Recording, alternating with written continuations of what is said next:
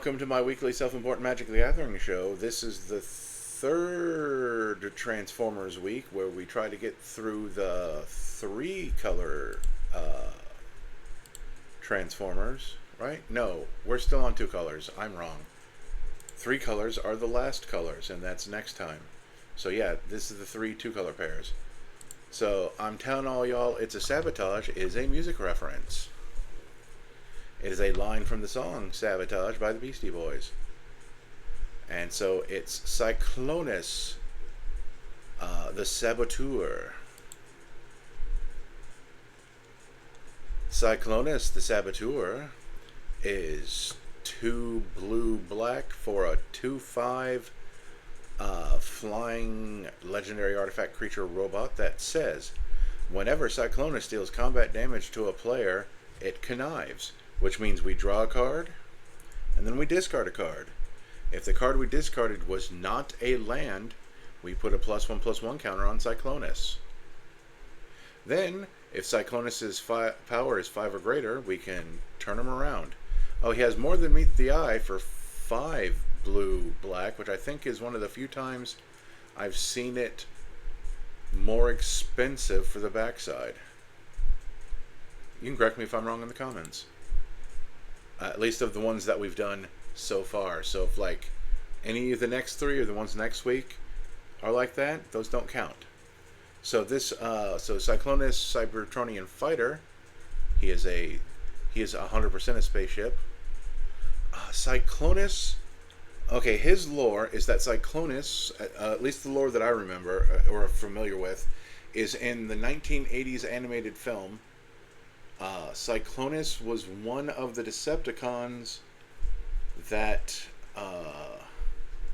got super beat up along with Megatron in the in the fight in the beginning, and Starscream kicks them all to the curb to save weight, and then they get found by Unicron and get transformed. I forget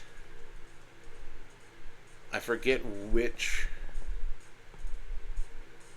Transformer turns into Cyclonus. It's one of the two Seekers, though. One of the two main Seeker sidekicks to Starscream. So it's either Thundercracker or was it Skywarp? Is the other one? That's usually forgotten. So anyway, Living Metal. So it's a vehicle on our turn. Still has flying, and whenever Cyclonus deals combat damage to a player, convert it. If you do, there's an additional beginning phase after this phase, which means you get to untap, upkeep, and draw. And then you go into your main phase 2. So that's mildly interesting. There's no red in this deck, so we can't get additional combats. But that's pretty interesting. So I guess one of the things we'd want is things to do with our additional upkeeps. But also the additional untap does give us more mana. So that's another thing to consider. Now we're going to look at the islands that we have selected for this deck and swamps. So we got the Transformer Secret Lair, the Vector Secret Lair, TBD, SNC, DMU, Infinity, Brothers War, one of the Phyrexia All-of-B1s, Final Fantasy, Edge of Eternities, Transformer Secret Lair again, Vector again, that one Japanese Secret Lair. There's just something about this that just feels like 80s Transformers to me, or at least 80s cartoons in general. Anyway, Theros Beyond Death, Dominaria United, Infinity, Brothers War, Other Brothers War, Aether Drift, Edge of Eternities. Hold on, this is foil and it should not be. There we go. Then we have Blitzwing, Cruel Tormentor from the Mono Black deck that he had. I'll read it again just for posterity. And the more it meets the eye cost is lower than its regular mana cost, but we're just going to focus on their abilities. At the beginning of your end step, target opponent loses life equal to the life that player lost this turn. If no life was lost this way, we turn it over. And then at the beginning of combat on your turn, choose flying or indestructible at random. Blitzwing gains that ability until end of turn. Then whenever Blitzwing deals combat damage to a player, you convert it, so it goes back over here. Then we have Collective Brutality, which is just a garbage card. I'm not even going to read it. Starscream, the Power Hungry. Just to say again, he's only in here because it's from the Secret Lair, and it has Devastator on it. And I guess like the final two are fine because but meaning me, don't like to make people discard cards. Starscream, flying. Whenever you draw a card, if you're the monarch, target opponent loses 2 life. Whenever one or more creatures deal combat damage to you, convert Starscream. Flying, menace, haste. So he's more menacing when he's in his vehicle mode. That's mildly interesting. And this is what they looked like on Cybertron before they took on their Earth vehicle forms. Whenever Starscream deals combat damage to a player, if there is no monarch, that player will become the monarch. Whenever we become the monarch, we flip Starscream back over to this side. And the more than meets the eye is cheaper. Aether Spark, because it reminds me of the Matrix of Leadership. Brightsteel Colossus, because this one has Megatron on it. Academy Ruins, because we can put artifacts from our graveyard on top of our library. Arid Arcway, because it can tap for double colorless. Choked Estuary, that's a dual type land. Cybertron Command Tower, dual type land. Oh, and that one of them could tap for double, even though it comes into play tapped. Glimmer Void, 1 mana of any color, but we have to have artifacts in play to keep this land around. Dual type land.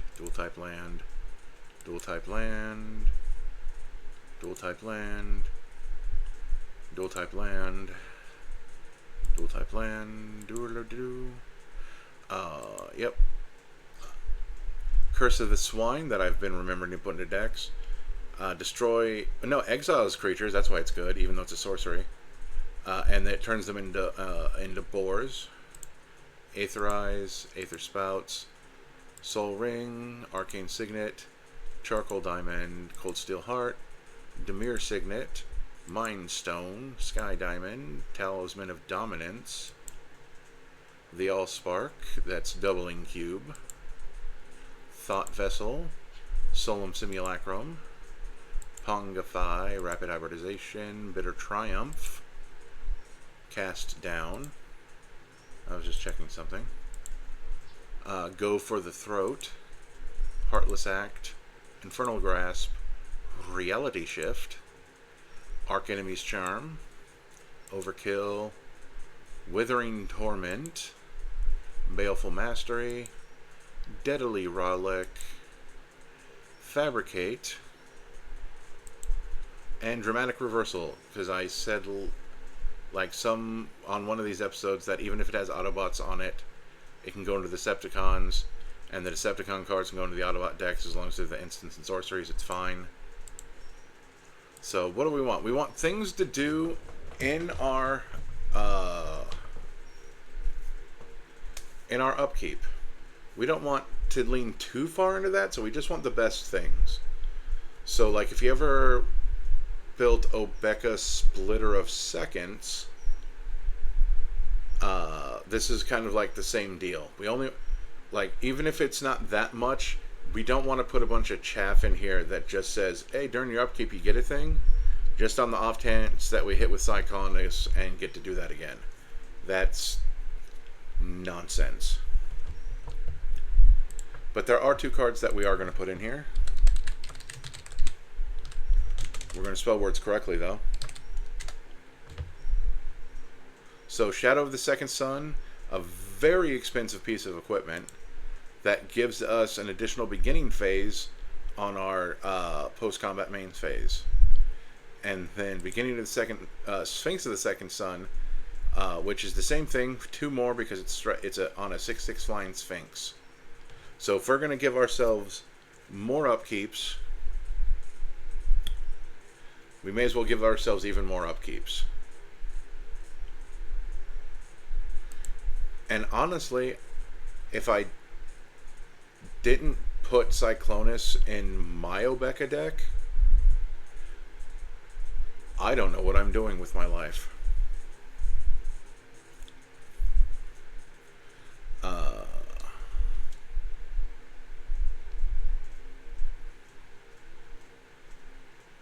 I'm just mildly curious as to where those 2 went up. Did they go into ramp? They went into draw because one of the phases is the draw phase. That makes sense. But you also get like an untap phase.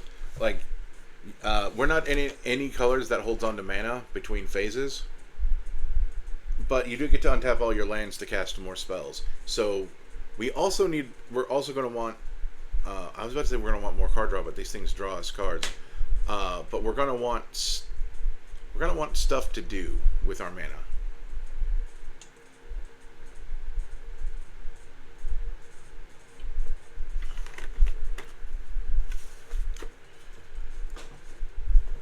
Our commander flies, so I'm not too worried about evasion. I'm also not too worried about my usual protection like suite, so I'm probably going to avoid that just to be mildly different from myself. I just realized I had 13 items in my regular removal section. Well, my mass disruption section only has 3 things, so I guess I'm fine. So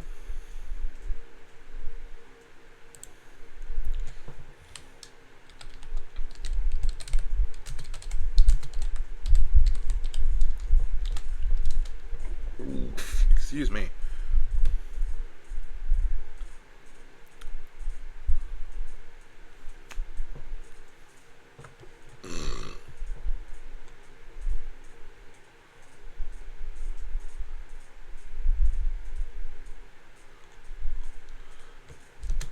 Order CMC. I don't know if this is the exact series of words that I want for what I'm looking for, but it doesn't. Yeah, no. I'm gonna look up Phyrexian Arena directly.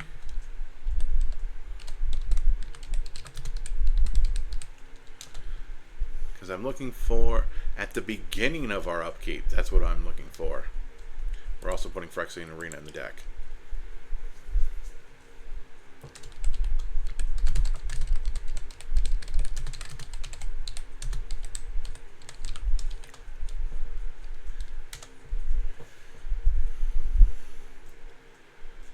So there are only 403 cards that do things during our upkeep. But we're going to order CMC. We can probably I was about to do mana value greater than or equal to 1, but there isn't that many in this section. So we can probably safely ignore these things at the lower mana values, because they are probably not doing anything. Man, I remember when I used to put Ivory Tower in a lot of decks. Man, that's back when the game had more expensive stuff, so people were just holding on to more cards. Like, I mean, it was before Storm existed, but just to use the term, people were not storming off.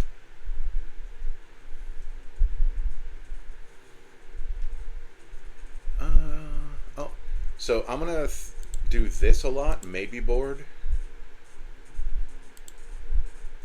just so I can look at a lot of things.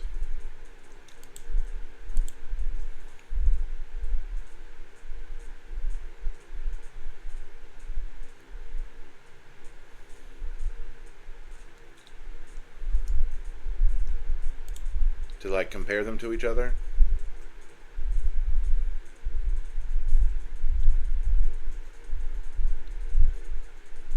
We basically want it to do something in our upkeep. Drawing a card is probably one of the better things it can do.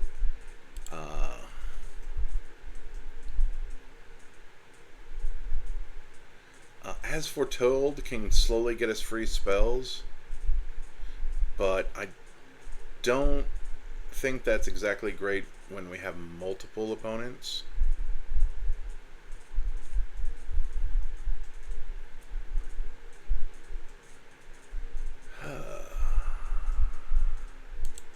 It's like not. I think today is humid. I think that's what today is, because it's not hot, but I still have like the body icks from just the air.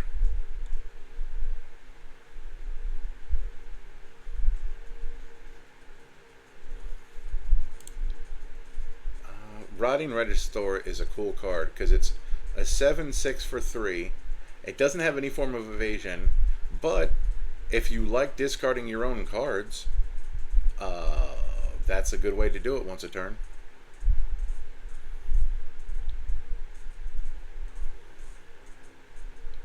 I do like this Thassa God of the Sea. If our devotion to blue is less than 5, which means 5 blue pips on the battlefield, it's not a creature, but we can scry one at the beginning of our upkeep, but we can also pay 1 into blue, and it's not a tap ability, to make our stuff unblockable.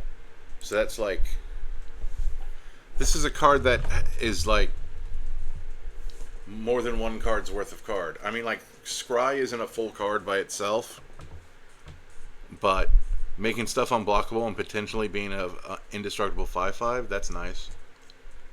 Which is why I think I just skipped past the maybe board phase and went straight into the deck. At the beginning of at the beginning of our upkeep, if there are 4 more creature cards in our graveyard, that is, she has the same ability as Oversold Cemetery. That's mildly interesting. So we do want this, because she comes out for cheap.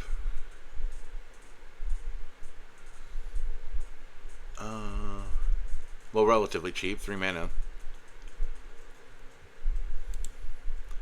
Depending on what you consider cheap and not cheap in the game of Magic the Gathering. I don't like the courts because they do things that are not helpful to my game plans usually.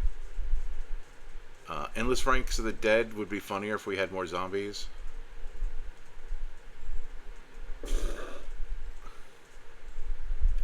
But probably still not good considering it costs 4. Oh, there's another thing I want to put in this deck.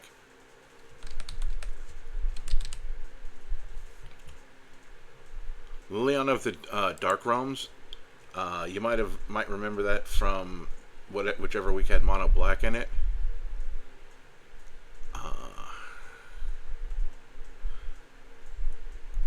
Because she has a plus. She's a 4 mana planeswalker that comes in with 3 loyalty. And but you can +1 to search for a swamp and put it into your hand.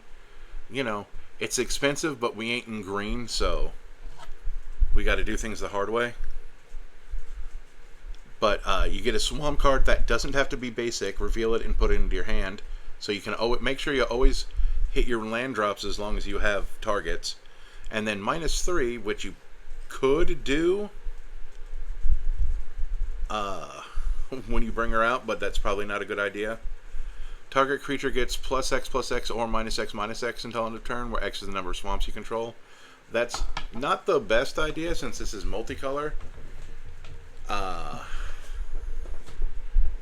So you're probably not going to have that many swamps. But if you ever get to the -6, your swamps do tap for quadruple. Or at least quadruple black. So I still think she's a worthy include. I don't think I wouldn't put her in a 3-color deck, but a 1 and 2-color deck, yeah. Now that I know that now that I'm like actively aware of her existence, because she's just a red version of one of my favorite red planeswalker, which is Koth, Fire of Resistance, which is a 4 mana, 4 loyalty planeswalker that has a +2 to get a basic mountain to your hand. So that's still decent for a 2-color deck because you're going to have 10 hits, which isn't the worst. Mechanized Production.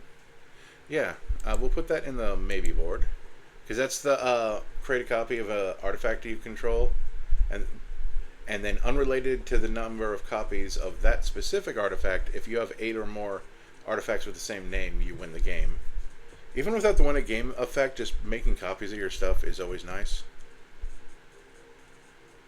Which is why I think I'm going to put Mirror Home Mimic also in the maybe board, because they're kind of like, this is an extra step because it has to come down as a creature first unless you discard it, because you can cast it from your graveyard for the side that does this.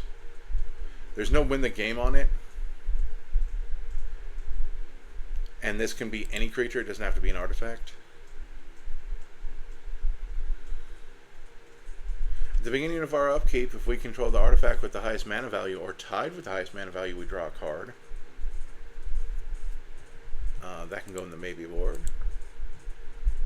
Because it really depends on how many and how expensive of artifacts we end up with in the deck. I mean, we do have one that costs 12, but that's aspirational.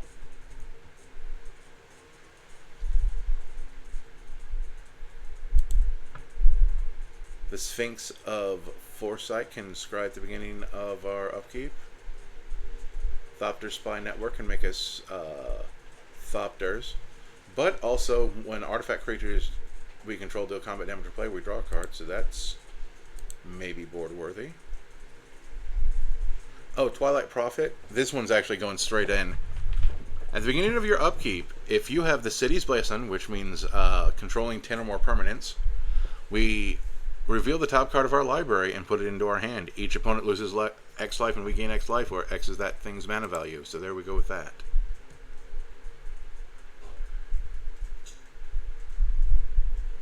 Sacrifice non-vampires. That's not helpful in this deck.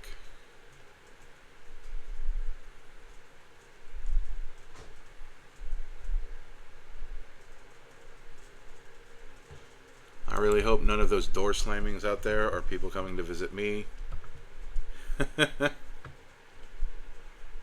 Not in this weather. I ain't putting up with guests in this weather.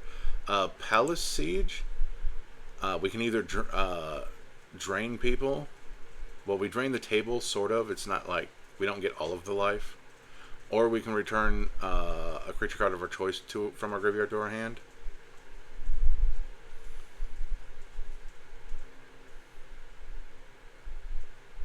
Oh, Rassilon the War President. Anything that gives us some form of draw.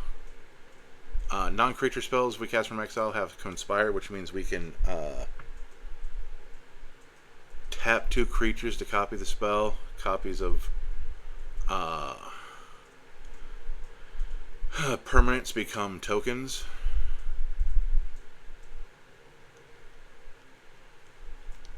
This also lets us draw cards.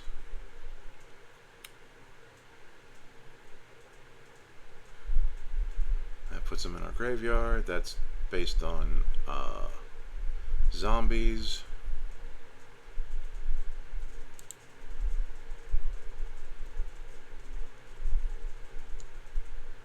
We're getting into the expensive stuff down where it kind of has to be. Geez. I was just looking at all the black pips on that.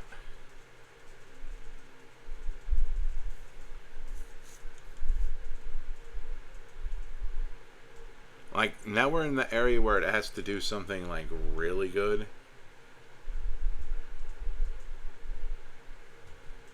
And what's funny is that a lot of things up here are really bad because they're really old. There's Shieldred. There's the Virtue of Persistence. And the Portal to Phyrexia. Scroll to top. The Soul Stone.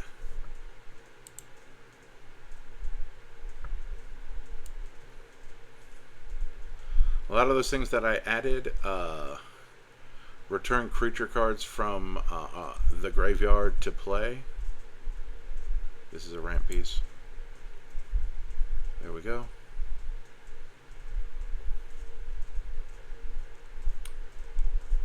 So that jumped us up to 86 cards. Look at that.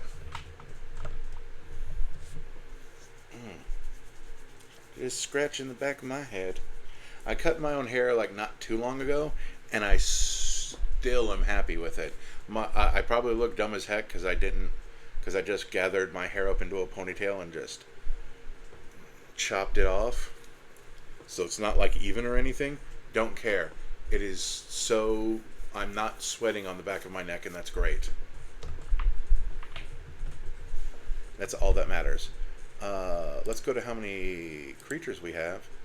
Okay, so we want 10-ish more creatures. Oh, whoops. This goes into card draw. Wherever. I was about to say wherever that section went off to. And then, okay, so in our maybe board, this gives us, let's see, Blitzwing over here costs 7. Oh, this thing also gives our artifacts hexproof, so that's probably good. So auto that.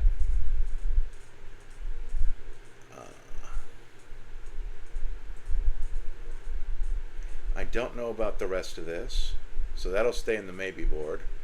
I mean, Bitter Blossom and Dreadhorde Invasion do give us creatures after a fact, and Call of the Ring also technically draws us cards, but we'll see where we go with that.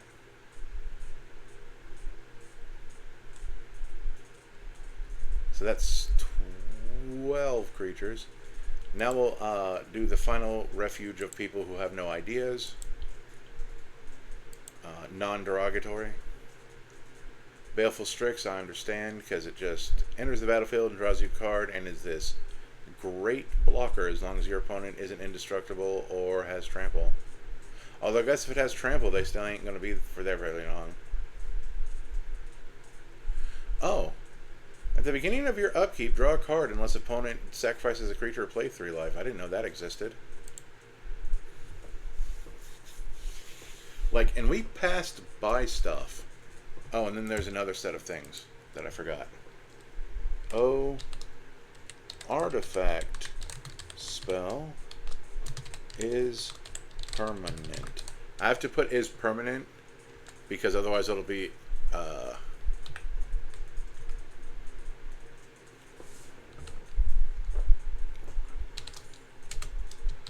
otherwise it'll do, like, grab everything that can counter an artifact spell or whatever. Cargo ship, we don't need that. Ethereum Sculptor. Foundry Spectre. Because even if it's only for our commander, it's fine. And we're not putting in Jetfire because he's an Autobot. I'm just scratching my back. Oof. This weather is itchy back weather, I tell you what.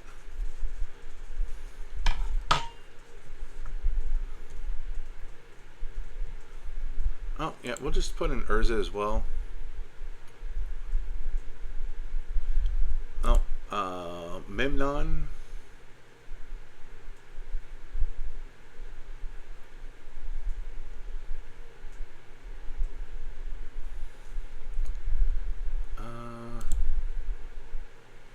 Shimmermere. Vedelican Archmage. Then this thing.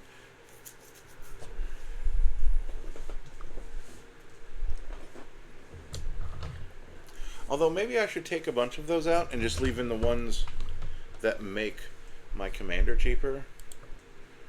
Let's go by type. Because we only have 14 artifacts. And then those two don't count. Although being able to cast our commander as at instant speed is kind of cool. So those two might be able to stay.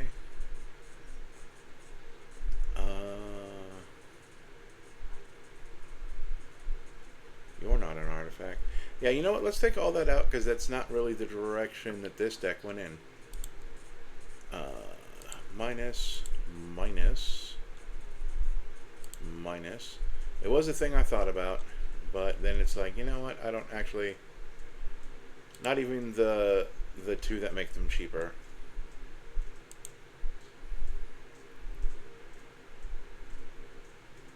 Make sure I didn't miss anything in this section. I did. There's this Battlethopter. And there's Mimnon. I could do historic spells.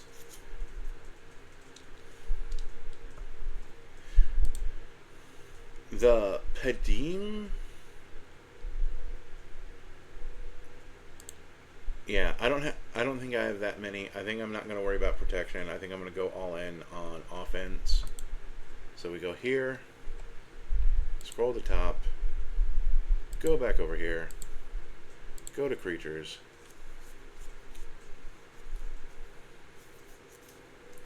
So what do we got?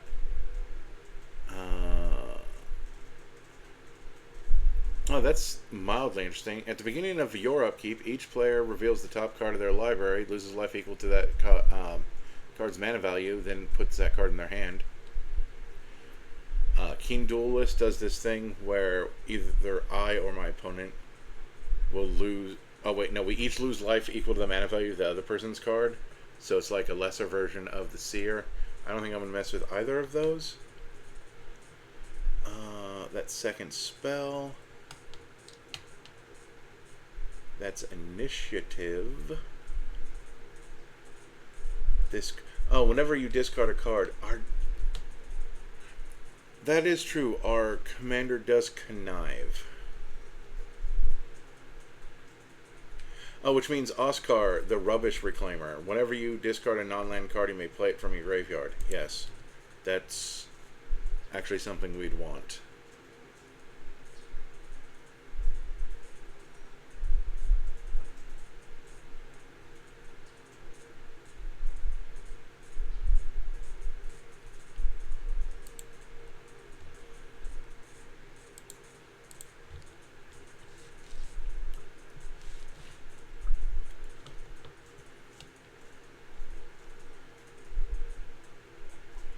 Oh, and then Containment Construct also does that. Except for it also allows us to play lands. So, yeah. So, we are going to search for... Whenever... Oh, that also makes me realize that all of those recursion things are even better now. Because, yeah, we can just get back stuff we discard eventually. Whenever... you discard. So we have the All-Seeing Arbiter. Whenever you discard a card, target creature opponent controls, that doesn't matter. Bone Miser. Whenever you discard a creature card, you get a zombie. When you discard a land card, you get mana. And when it's not a creature, not a land, you draw a card. Sweet, we want that. Whenever we discard a card, one or more cards, we get that many zombies. We're going to throw that in the maybe board.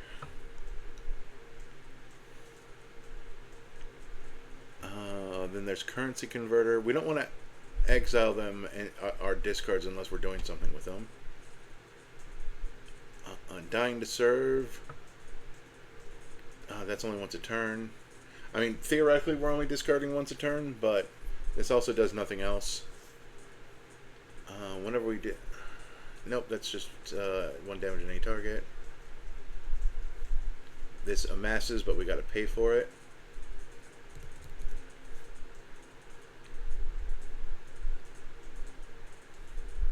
Whenever you discard one or more cards, this thing gets +1/+1 counters. Don't care. Oh, Necropotence. Nope. Nope. Monument to Endurance. Whenever you discard a card, choose one that hasn't been chosen this turn. Draw a card, get a treasure token, each opponent loses 3 life. We're not discarding too much, so that's fine. Whenever you discard a card, that does that. That creates Power Stones. That does some stuff. There's also another card I forgot that's kind of stapley for black.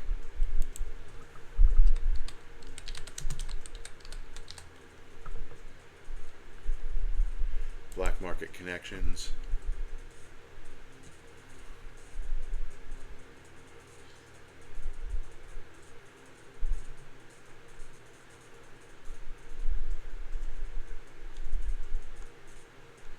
I want 5 more creatures and I have 8 more spots, so that's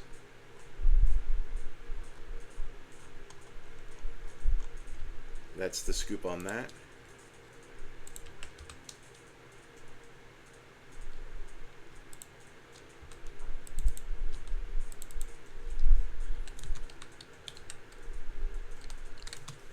Let's see if that's a thing.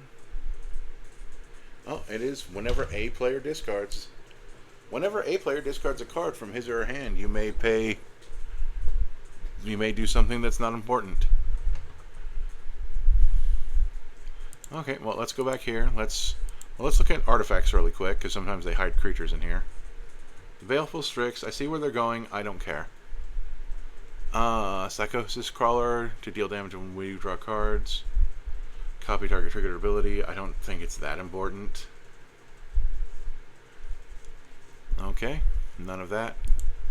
Go back to creatures. Well, I guess Creeping Bloodsucker is fine because it's just this simple thing. 1 damage to each opponent, and we gain the life equal to the life loss. Simple little 1/2 for 2.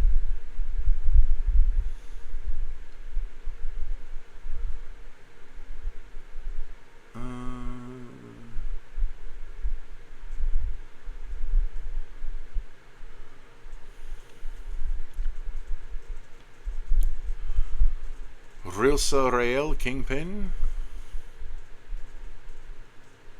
That's some dungeon stuff that gives oh, target player draws a card and loses a life. Yeah, we want that.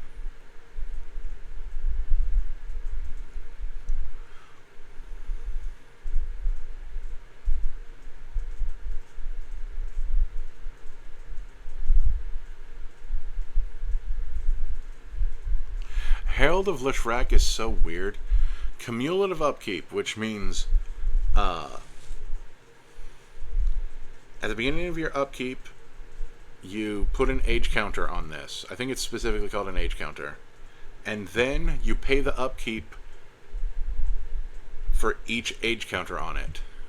So this one's gain control of a land you don't control. So with 1 age counter, you get 1, 2 age counters, you get 2, and so on and so forth. I don't like stealing stuff, but man, that thing is wild.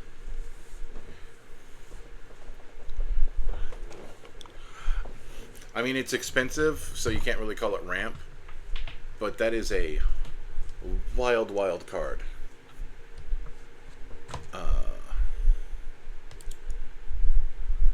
There is another... We're at 17 creatures. There is another line of text that we could also... whenever you draw... Because theoretically we're drawing cards.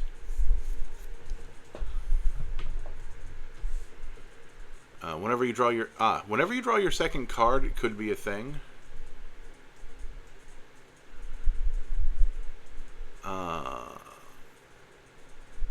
No, we don't. Yeah, some of this is like whatever.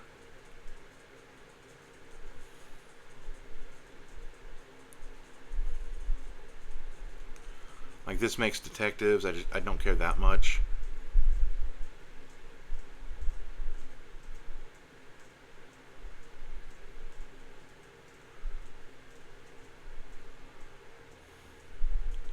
Min Wily Illusionist, though, can put free stuff into play based on the power of the creature.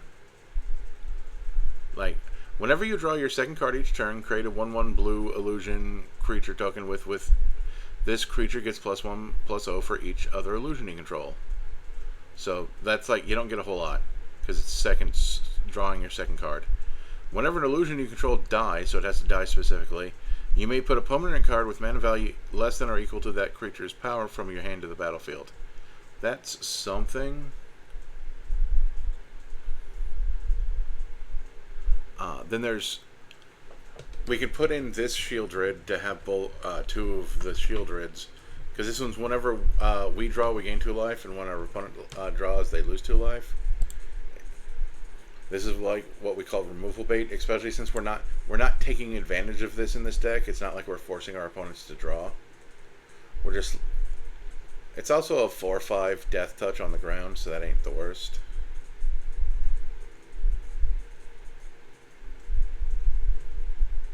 And I'm not too worried about our hand size.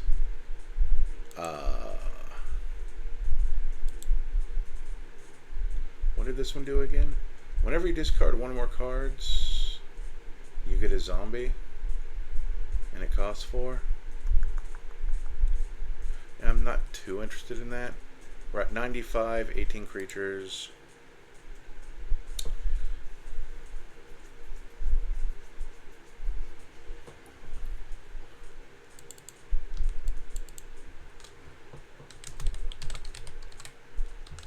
How about whenever a player? Is that a series of words?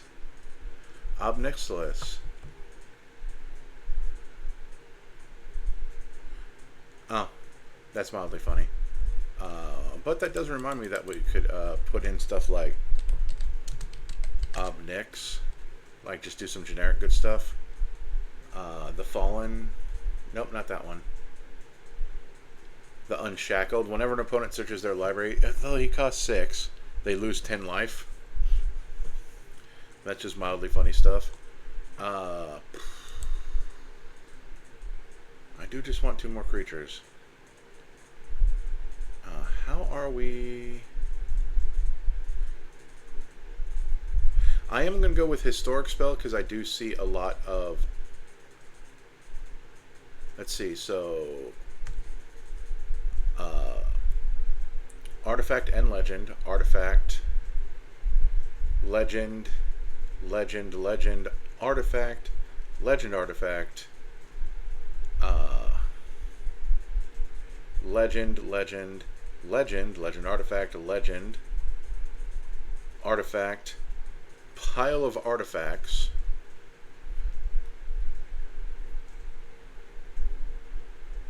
Also a legend. It doesn't say it here, but if we go here, it's legendary Planeswalker Liliana. That was like a hard errata that they realized was dumb to not have on the card. So I think we are going to go back up here and go O artifact spells.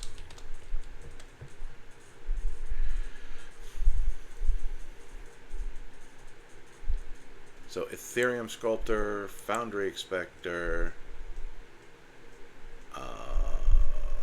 this,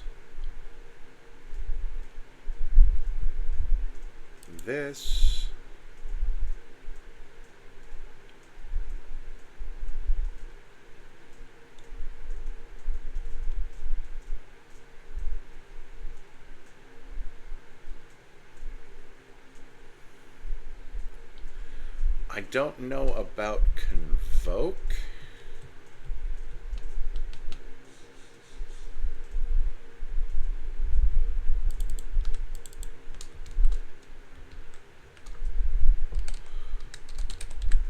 But now we do historic spells. Oh, so we can do this and then that.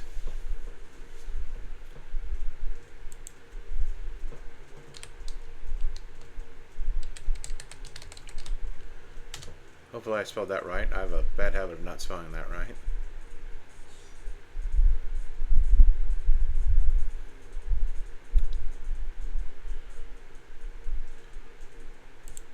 Affinity for artifacts. Oh, artifact creature spells have affinity for artifacts. Okay.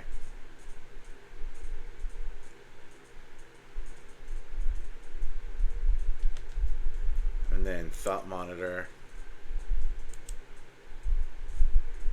My phone got the ping for a message, but I don't see that ping here, so that must be a direct message. I'll have to check that after this recording. Oh, that gets us at 103, so we will have to take some stuff out.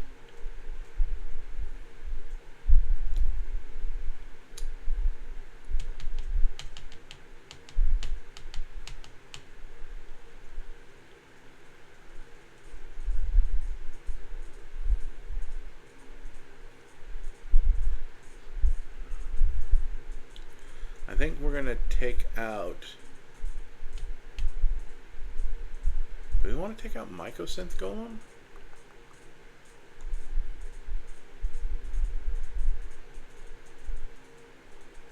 We're going to keep Joyrus Familiar. Yeah, we're going to take out Mycosynth Golem.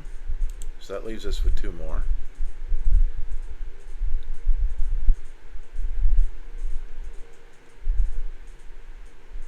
And then...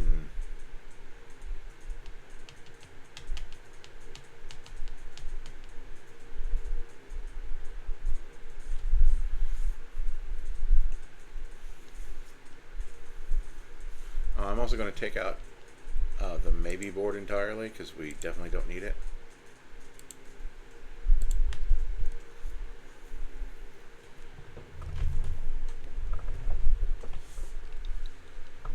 Let's see. We want the stuff about our discards.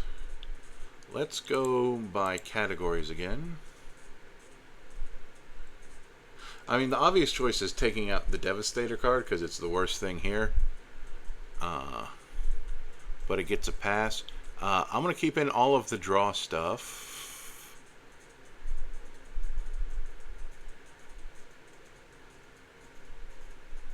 You know what? Shieldred the Apocalypse. And Creeping Bloodsucker. There we go. How many creatures do we have? We have 22 creatures still. I'm fine with that. And then we can pretend that I do the thing where I put in my favorite versions of the cards, but we're not going to sit on that right now. We know what they look like from the last couple episodes. We're going to leave this up for now as we go into Get Wrecked, because there might be stuff that are in there that go in here.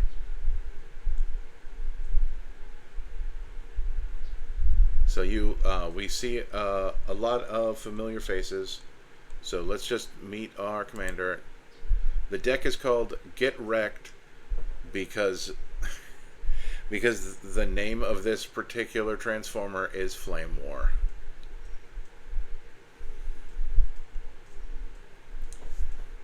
Flamewar, just in case you thought you didn't hear me correctly. 1 a black and a red for a 3/2 legendary artifact creature robot, where the more than meets the eye cost is shaves off the generic mana. Sacrifice another artifact. I got to remember that for making the rest of the deck. Put a +1/+1 counter on Flamewar and convert it. Activate only as a sorcery.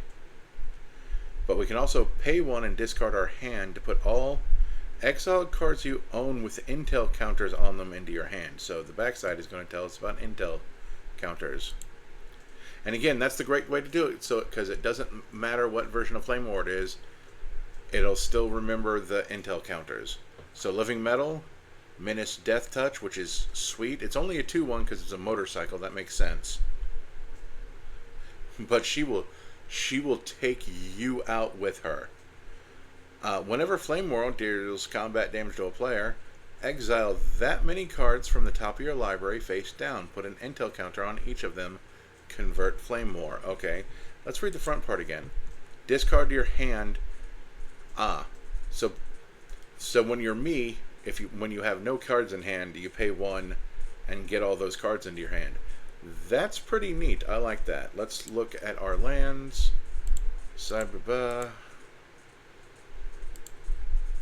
Oh, that's from the Japanese secret lair again? Or a different Japanese secret lair.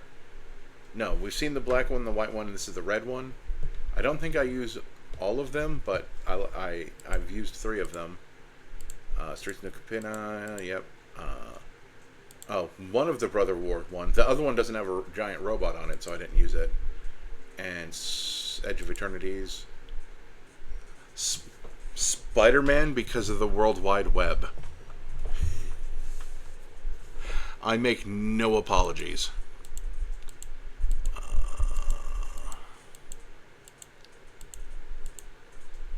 But same thing here. Then we have Blitzwing again. The Ozolith, because it holds on to the counters in case something happens to Flamewar. Devastator again. Starscream. Aether Spark Slicer. We haven't seen him in a while. This is the guy that we give to our opponents and they attack with him for us. Brightstone Colossus because it has Megatron on it. And then the Archway. I don't think there's anything particularly interesting in the non-basic land section.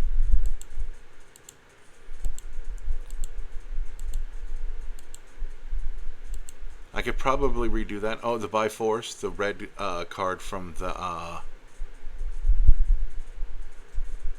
the Transformer Secret Lair. It has Rumble, and I forget the other guy's name. But the funny bit of lore is that their names like get. Oh, it's Rumble and Rampage, I think. Because Ravage is the wolf, and I don't see him here, and that's not Laserbeak, because I think that's the bat, and I forget his name. But this card, what's sad is that if we go over here and we look at the list, Soundwave, who is superior, does not have any red in his color identity. So he can't have the card with his cassette minions on it in his deck. Sad, sad, saddy, sad, sad. But it's a sorcery thing that destroys X artifacts. So it makes it slightly worse than Shattering Spree, because Shattering Spree, even though you can only spend red mana, will destroy one more artifact than by force. Bandy Blast, the Mortars, yep, Soul Ring, Arcee. None of this was particularly new or different. Biddy Triumph, yep, it's going to have a lot of the same stuff. Terminate, that's destroy target creature. It can't be regenerated. Make them pay. Arc Enemy's Karma, kill, nothing. Yep. Okay, so, honestly, we don't have a lot to go on with our commander. Other than, let's make sure we can cast a lot of spells. Also, we also want artifacts that we can... Oh, I know exactly what's going in here. Oh, my favorite dumb card from Edge of Eternities is going in here. And then we also want to make her unblockable and indestructible, because she is a fragile motorcycle lady. And also, if we have like other ways... Oh, because it is that many cards. So we also want to get her strength higher. So first we want weapons manufacturing. We might not have seen this in a while, depending on what episodes of mine you've seen. So we're going to go here because I also want to see T. Okay.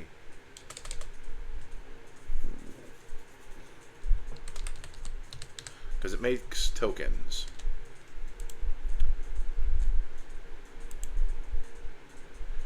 So it is 1 in a red for an enchantment that says, whenever a non-token artifact you control enters, create a colorless artifact token named Munitions. When this token leaves the battlefield, it deals 2 damage to any target. Now, obviously, we have no way of... It doesn't have a native way of sacrificing it, but that's what our commander is for. This is one of my favorite cards from Edge of Eternities, because, like, it's a little bit of extra work, but if you're sacrificing artifacts, and you have, like, artifacts in your deck, this is a low barrier to entry. And then, of course, we want those 3 or 4 dorks that say, when an artifact goes to your graveyard, you can put another one from your graveyard in your hand. So, O, artifact, O, graveyard, O, dies, O, hand. This, without getting the exact words, this should get all 4 of them. 1, 2, 3, 4. Even though I'm not as big of a fan of Scrap Trawler, but it does say another. It just means that the other thing has to have lower mana value. But what does this say? Whenever a non-token creature you control dies, you gain 1 life, then you may draw a card. If you do, discard a card. Oh, and then you sacrifice it to do stuff that I don't care about. Okay. So those all go in the recursion section.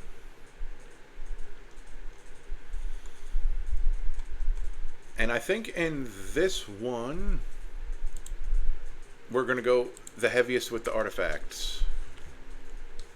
Artifact.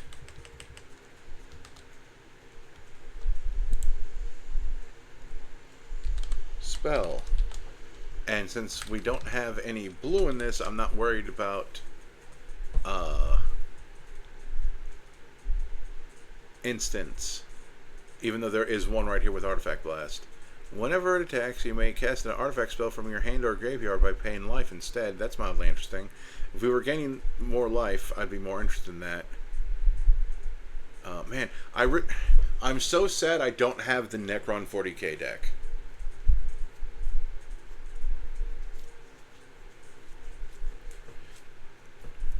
Out of the 4 that exist, number 1 I'd want Necron. Number 2, I'd want Tyrannid, and I don't care about the other 2, but because it's a set of 4, I would get them just so you could have a 40k Commander Knight.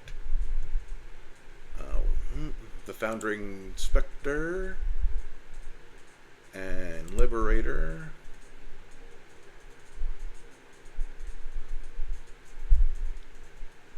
And the Shimmer.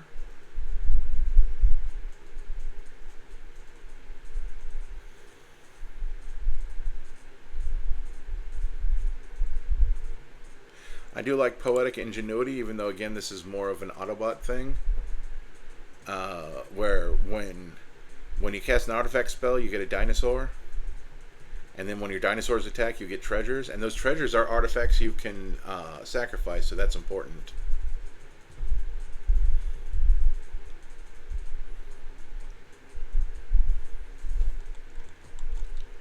Then we go. We are going to go Mycosynth Golem. Because the hope is that we make more tokens than we sacrifice. This is set to different types, but I want to go, or set to categories, I want to set it to types to make sure we get to 20 of those.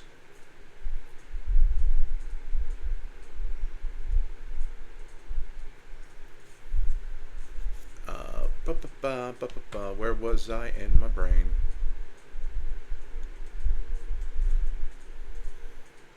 Oh, the Aether Spark is definitely really good with her because it makes her stronger. We definitely want stuff that makes treasures, stuff that makes food. We're not doing Academy Manufactor because we're not sure how much of stuff that we were making. But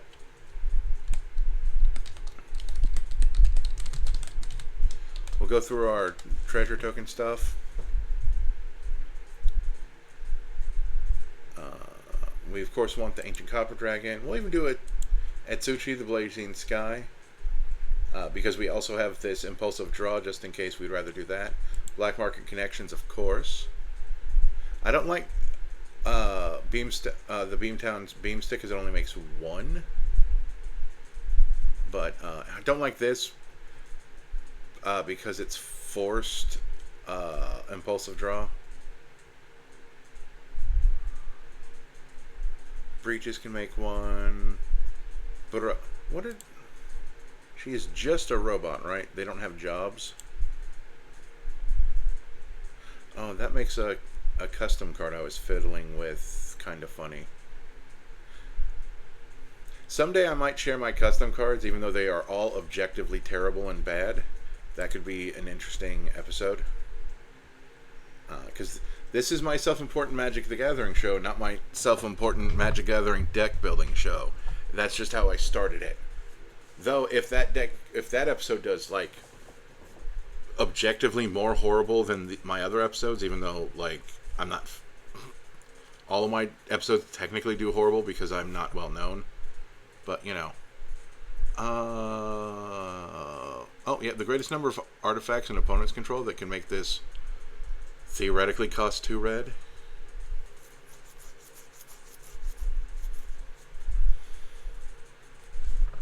Hold on. Various parts of my body itches from this weather. Diamond pickaxe only makes 1. Dang, descent into Avernus. Sure, let's do that. We don't have life gain, but, you know, maybe... You know what? Flamewar is a racer. She's a racing motorcycle, so there you go.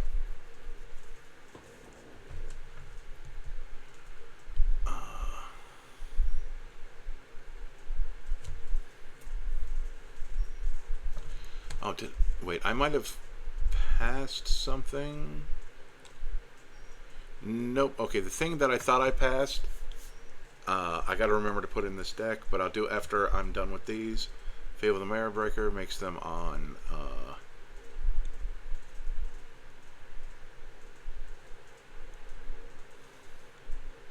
attack as well.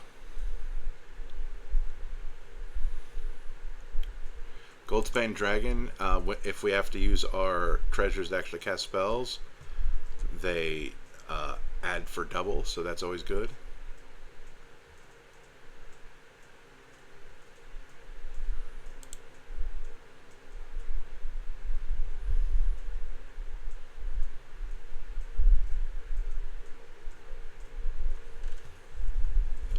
Knuckles the Echidna is for when any of our creatures deal combat damage to a player.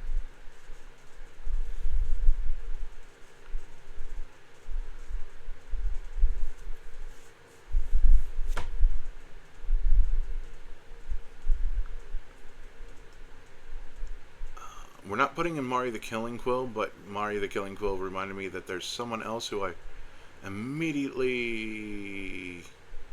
Oh, they're further down. They're further down. The thing I was thinking of.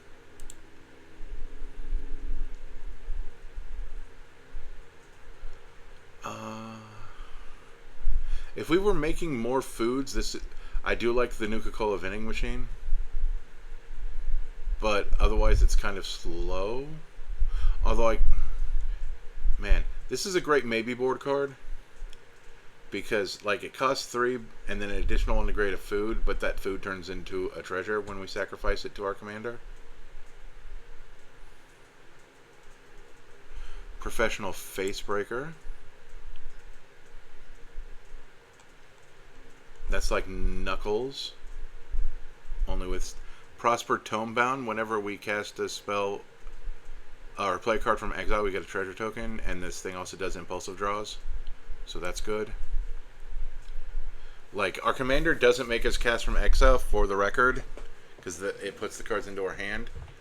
But this is another way to get treasure tokens for what it's worth. We're not going to bother with Revelin Riches. We're doing other stuff.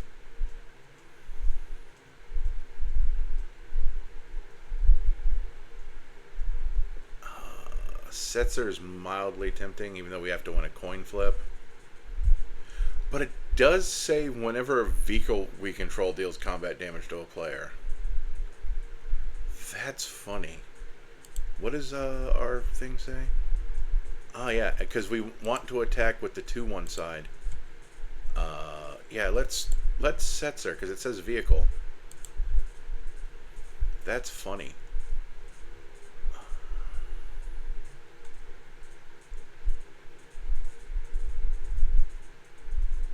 Reaver Cleaver.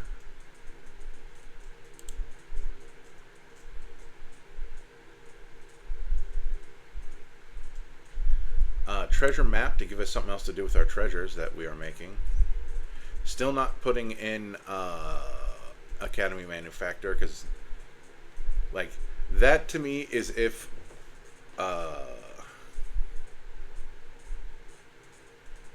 our commander makes the treasures, or clues, or food. So the other thing I wanted was was Crime Novelist, who says whenever you sacrifice an artifact, put a +1/+1 counter on Crime Novelist, and we add red. So it makes our treasure sack for double, technically. It's just that the second one is always red. But also, if we sacrifice any other kind of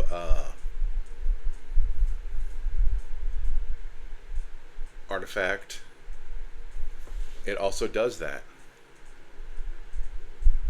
We do want more regular artifacts in this deck. What are we at? See, we're already at 95.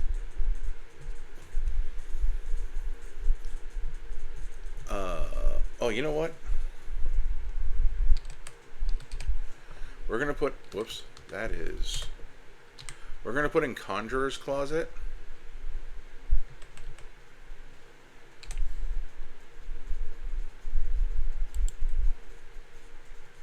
Which is expensive, but it exiles a creature we control to return it to the battlefield under our control.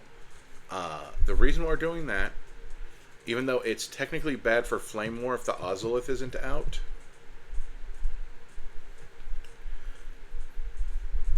we can blink one of our other things that is an artifact just to get something out of weapon manufacturing. And also weapon manufacturing cares that this is an artifact. Look at that. And it's also an artifact we can do.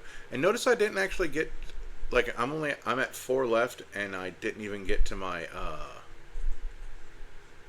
my protection suite.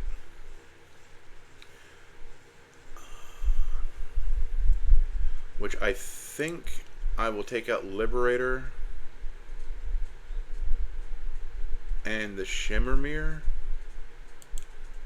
because I do want to make her indestructible, or at least unblockable.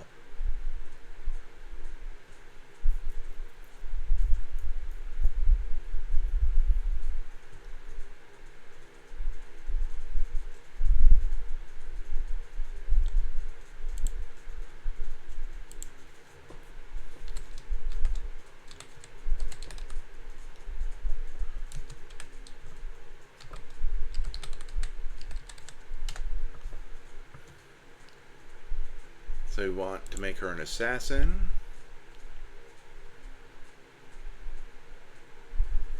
Mirror Shield, Psychic Paper, Silver Shroud,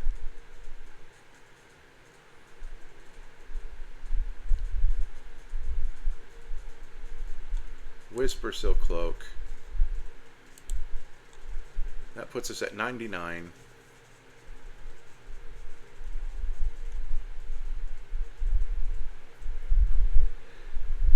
And then the final card in the deck is actually kind of a joke card. Yeah, I think I'm going to go in that direction because it does amuse me. It's a little expensive.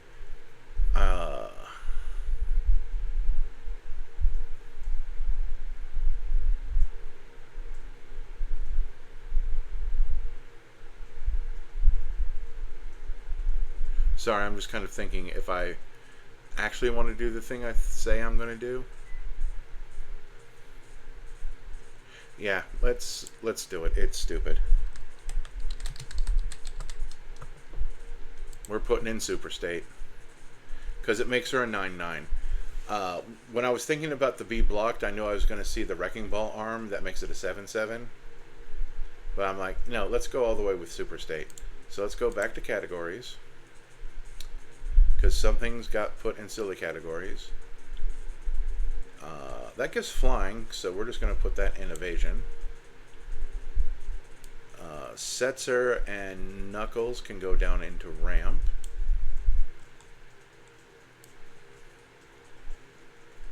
The funny thing is that this deck has the doubling cube because that's just what it has, because it's the Allspark.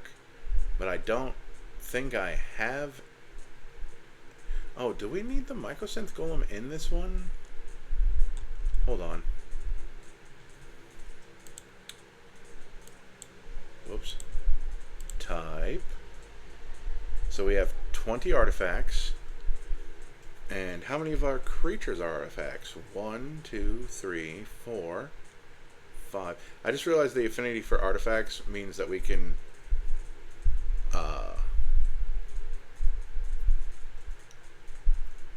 sacrifice them over and over again for free, even though we have no reason to. I'm going to check something over here.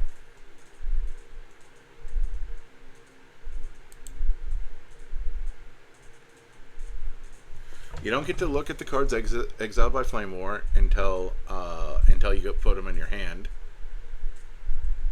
Convert is the same as transform.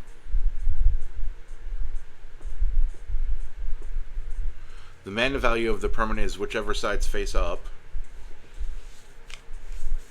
Oh, I'm glad it says it here. Converting doesn't affect ores or equipment, because that was a question that I had. Oh, my back was itchy. Oh boy. Whew.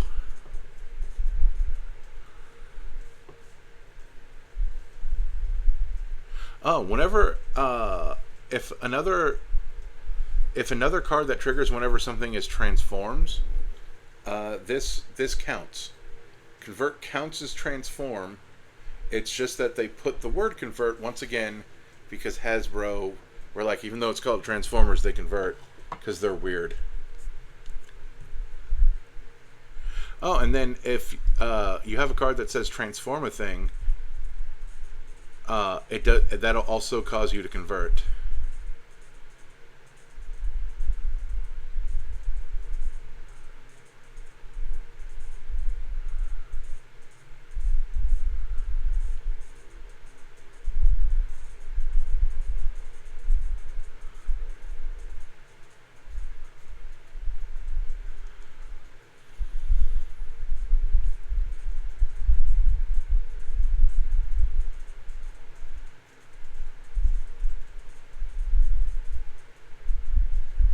I'm just wondering if you can sacrifice multiple artifacts while the effect is on the stack. Although you really don't want to do that too much, because you will just exile your entire deck, unless that's the thing you want to do. And if you noticed, this deck isn't the kind of deck that's like, oh yeah, let's exile our entire deck to win. That ain't what's going on here. We just want to draw cards eventually. So that's get wrecked.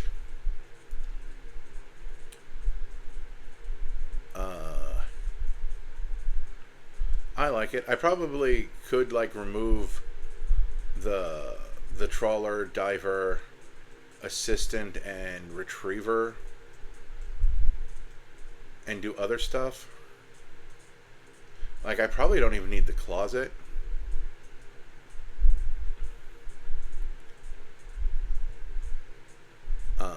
But actually, yeah, the closet's probably not doing much for me, huh?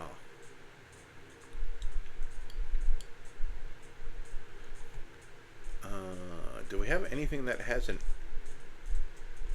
any particularly interesting enters abilities?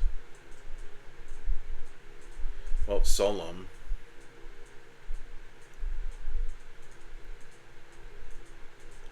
Him if our blackjack goes away. Yeah, so let's get rid of the Conjurer's Closet really quick and just put in probably another creature. So let's go back to categories.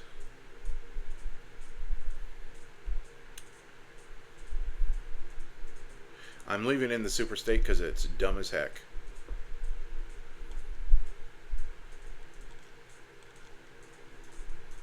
So let's go here.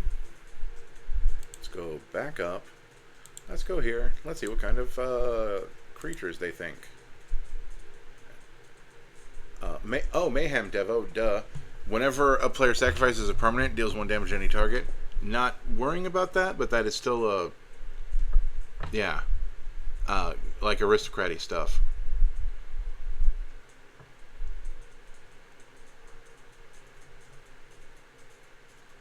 Oh, Goblin Welder. Choose an artifact the player controls and another one in their discard pile. Yeah. That's an easy one. Lizard Blades, because Double Strike would be good. Yeah, okay. So, Goblin Welder. See, glad we looked. Blaster Master, because I keep calling him that. Man, I really like this alternate look for him. I actually had his toy. I probably still do. It's probably in a box somewhere. Yeah. The cassette part was broken. It never opened up. There wasn't anything in there anyway. Honestly, as far as transforming toys go, Blaster Combat DJ is garbage. Because he just turns into a non-functional boombox. And his character isn't nearly as cool as Soundwave. Soundwave is, once again, superior. Because Blaster also kind of has this thing where he's like trying to sound hip. And there was already a character like that. I think it's not Prowl. Because Prowl's the cop. Is his name Beachcomber? Hold on. We're gonna Transformers Beachcombers. Yeah, this guy. I think he's talked in rhyme. I don't remember. But like Blaster kind of had that wacky, like trying too hard to be cool DJ. Oh wow. Okay, so this specific toy is actually really cool. So Beachcomber finds a like a lake, a gold lake that you can coat yourself in gold. And I don't think the Transformers specifically cared about gold. It's just making them shiny like had an effect. And this is a reference to that. But like the Autobots and the Decepticons started fighting over it and they destroyed all the nature. And Beachcomber likes nature, so you got all sad. That was a kind of cool episode. Wow. That's cool that this exists. It's $30 on eBay. Or at least that one is. So that's like this very specifically is a cool reference to an episode of the show. I like that. Anyway, we were looking at Blaster. It's 3, a red and a green, so he's Gruul. That's mildly interesting. For a 3/3, you know, LAC robot, more than meets the eye for 1 red-green. Other non-token artifact creatures and vehicles you control have modular 1. That's cool. Modular means it enters the battlefield with that many +1/+1 counters on it. And when I believe it has to die specifically. Oh good, this one explains modular. Yep, it dies specifically, so if they're exiled, this doesn't happen. They put their +1/+ counters on a target artifact creature. Oh, and it's other, so he doesn't have it himself. That's important. Whenever you put 1 or more +1/+1 counters on Blaster, convert it. So we turn around. That actually... Okay, so see where the speakers are on this boombox? That's his legs. So it's like it's a very simple transformation. That's why I'm not a fan. And also, Blaster didn't get introduced until well after you were acquainted with Soundwave. And Soundwave was also a cooler looking boombox. So this side has modular 3.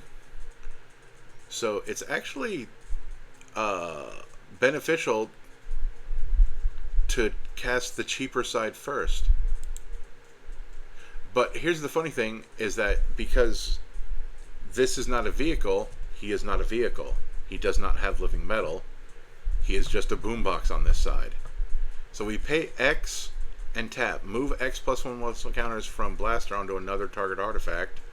That artifact gains haste until end of turn. Oh, that's also cool. If Blaster has no +1/+1 counters on him, convert it. Activate only as a sorcery. So yeah. This is Gruul +1/+1 counters, which is not. It's not a thing, but it's not really a thing either. But it's also artifacts +1/+1 counters. So let's look at our. That is our Transformer Secret Lair Forest. Vector, Infinity, Brothers War, other Brothers War, Transformers again, Vector, Infinity, Brothers War, Edge of Eternities, and then Snow because we are in green. But I wanted to put some regular basics in just because they looked cool, or some non-snow basics in. Oh, and then Greater Good was in this secret lair. That's kind of wild. Sacrifice a creature, draw cards equal to its power, then discard 3 cards. I don't like discarding, but you're probably drawing a lot of cards, and you're probably discarding the hand size later.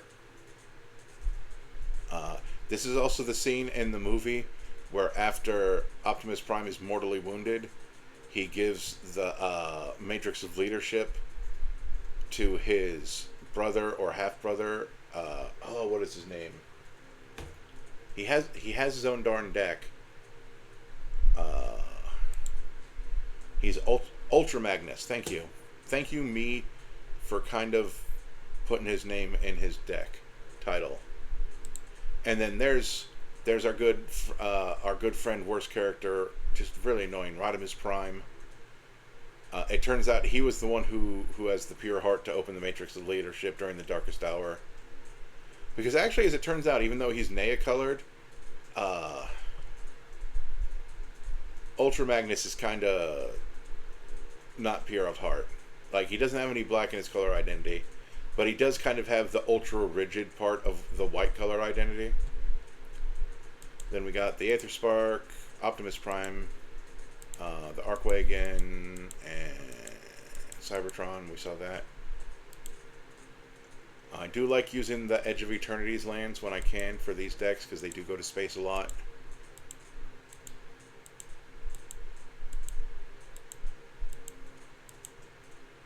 By-Force again. Pest Infestation. That's a thing Transformers probably would have to worry about. They would probably... Like, I'm not saying there's an episode of the show where they're invaded by some kind of pest creature, but in one version of the show or another, I'm willing to bet there is. Shattering Spree, Vandal Blast, this Soul Ring, this Arcane Signet, this Farseek, because it kind of is Transformers-y. Fire Diamond, Into the North, Mind Stone, Moss Diamond, Nature's Lore. This just kind of reminds me of something that could be in the show, where their technology existence has to go up against nature existence. That's just my favorite. Rampant Growth. Talisman of Impulse, because he's playing the theme song on the guitar. That's all you need to know. Doubling Cube, Thought Vessel, just a different universes around thing. Solum, Collective Resistance, because I started liking this card because you can get rid of an artifact and enchantment and protect a creature. Beast Within, and then we're back to Blaster. So we could put more stuff with modular in the deck if we wanted to. We don't have to, and honestly, we probably shouldn't, because modular isn't very good. But we do want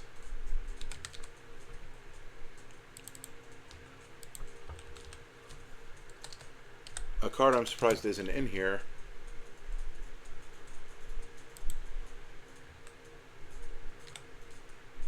The Ozolith. And I will trade this one because we should have had it in here already. Right here. You know, the thing that holds on to +1/+1 counters should things die. And it's a good way to increase our total number of +1/+1 counters, because Modular will move its counters, and then the Ozolith will create more counters out of nothing to put on itself. Oh, and the Aether Spark also gives counters. That's just some funny stuff where things I put in here because they're I can interpret them to be on flavor and they still actually go in the deck. Of course, then again, the Aether Spark is so generically good it doesn't matter. Just changing how I'm sitting. So what do we want in this? So, he doesn't really do anything interesting on this side. I didn't need to do that. And then on this side, he just hands out +1/+1 counters. None of that is particularly interesting. So let's see what also not interesting things we can put in here. We are not putting in Hardened Scales, and we're probably not putting in Branching Evolution.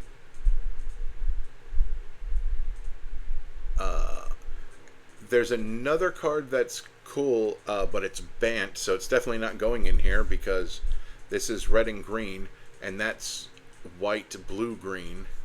But it's one where you put +1/+1 counters on stuff and then do damage. That's like the best thing you can do with +1/+1 counters, in my opinion. But I will put things that are actually creatures.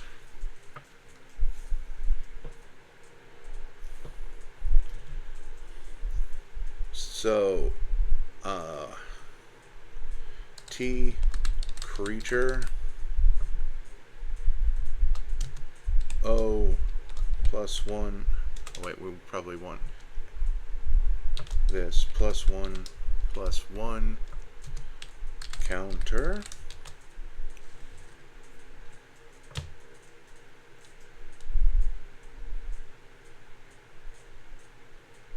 You know, we're going to go is permanent. I can just look past the stuff I don't care about.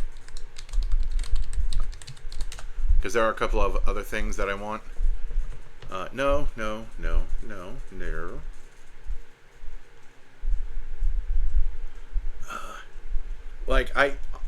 Honestly, I should put Agatha's Soul Cauldron into this. We don't have Vivi. That's the current favorite thing. What's funny, in my Vivi deck, I don't even think I have Agatha's Soul Cauldron. I was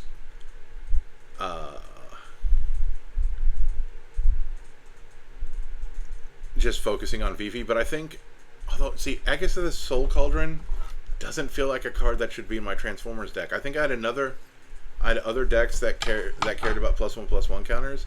So you know what? No, I'm sticking to my guns. This is a good card, everyone. It's a very good card, but it just doesn't feel right in this deck. Even if I put in a bunch of other weird stuff like trees.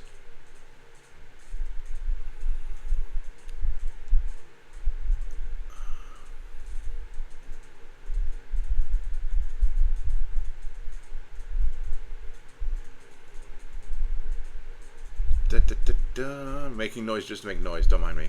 There's all the Arcbound stuff that has modular.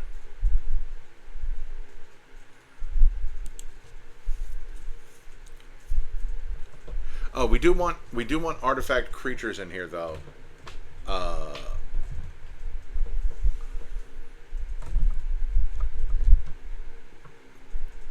Because hold on, let me check. Can he only put it on artifact creatures? Yep, it puts it on artifacts specifically. Okay, so the things I'm wanting to put in this deck don't exactly help the deck. But I'm still going to put them in the deck as kind of a oh, what's this? Oh, okay. That this enters with +1/+1 counters equal to the creatures we control. Wait, actually, I just had a thought. There's some really dumb stuff in here. I'm just going to put this in the maybe board for now, the stuff I was thinking about.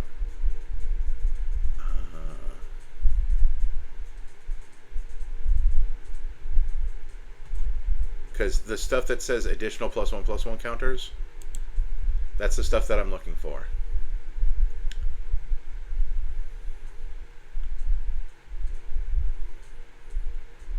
I have songs stuck in my head. Nope. Okay, we don't need that.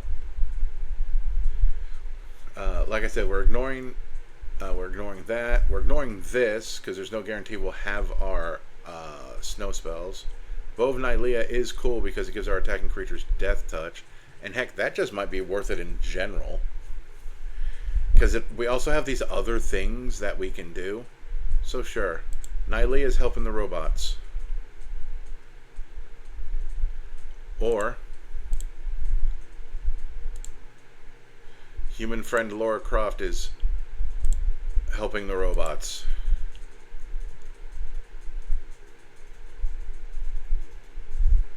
Oh, I just had another idea for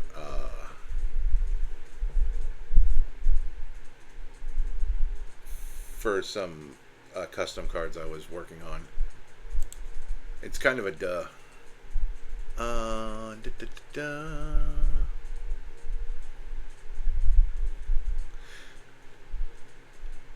don't make a whole lot of them since I'm on the topic while doing this.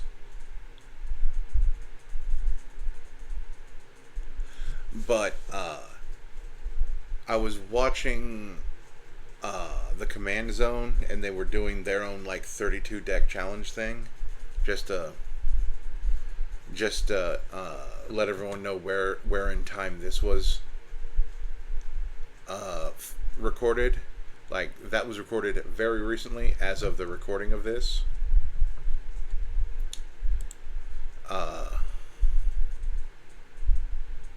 And when they got to the 4-color commanders, they're like, yeah, we just tend to do partner commanders because that's the easiest thing to do. And it's often the best because it's just like Tymna, Thrasios, if they're in the colors, if 2 of their colors are 2 of the 4 colors.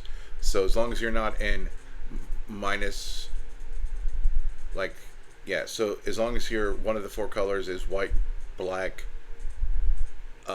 blue, or green, you're using one of those 2. And I'm like, you have a point, and that annoys me. So I'm currently like making custom for 4-color commanders, and I will admit it is not easy.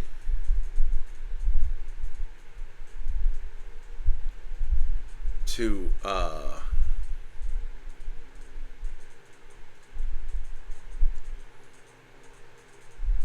design 4 colors, because you're like, okay, what can we put on here that represents all 4 colors that wouldn't just be easily represented by making it a 3-color commander and making it less complicated?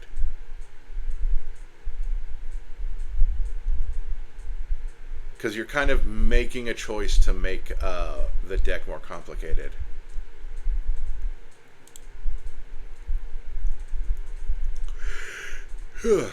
Okay, I'm making this much harder than I need it to be. So I'm going to go plus, I think it's, we don't know if it's going to be +1 or +1 spelled in a word. It's +1 spelled as a word. So that whispered, whoops, we don't need that. We want to do this in the maybe board. Nope. And then the Shattering Spire, not really. We don't want this. But these 2,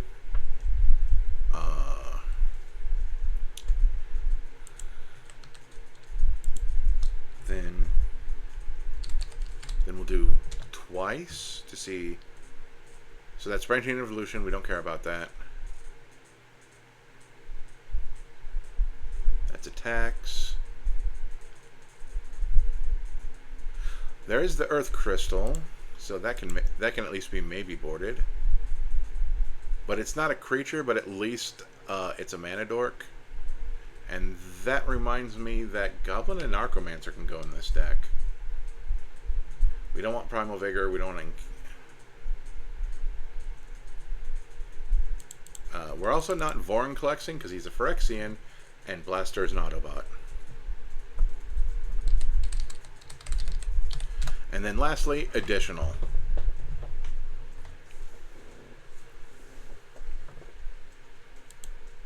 So maybe board that.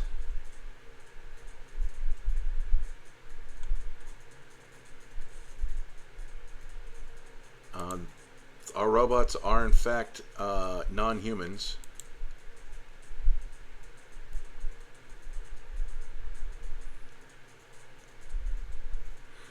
Blaster Master the Chef, but it's a background. I don't want to Metallic Mimic, but we're not doing Tribal. That's Beasts specifically. Maybe board you. You are an artifact vehicle at least.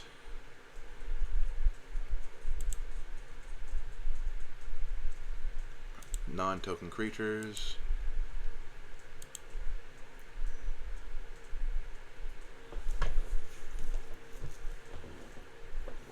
Let's see, what are the other things that I was thinking of? The Great Hinge also lets us draw cards.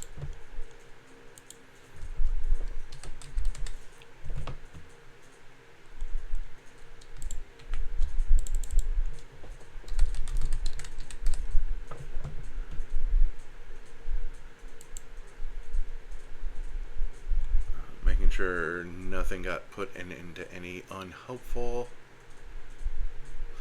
I only have 2 pieces of removal in this deck. That's mildly funny. Oh, because it's all in Mass Disruption. Let's see. Well, there was one other one that it entered and then immediately exited my brain. Besides the Goblin and Necromancer, just scratching. Oh, hello, my back. Spine, spinally spine. Whoo! Who's the Grim Whisper? Oh. Forgot about Lara Croft helping us. But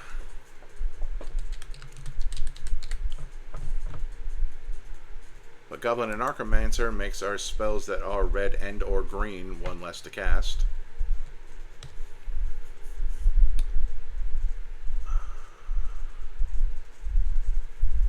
So that's fine.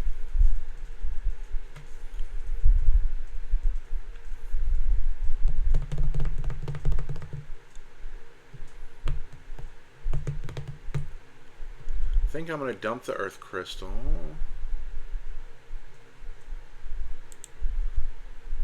Yeah, I'm dumping it because it is not a creature. So there's only 6 here. So I do feel like that's fine. I am going to go to type. Oh yeah, because we only have 3 creatures anyway. So we're gonna. Oh right, we can't drag in this when we're here. So we are gonna put these in here. So auto. I think I know where they're all gonna go anyway. Oh, right.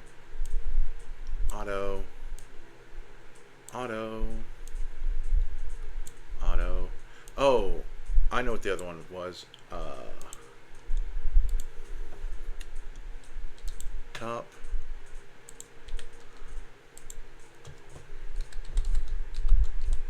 I don't remember its name. I just remember when it's from. It's Ouroboros, the plant worm that just makes everything super big over time.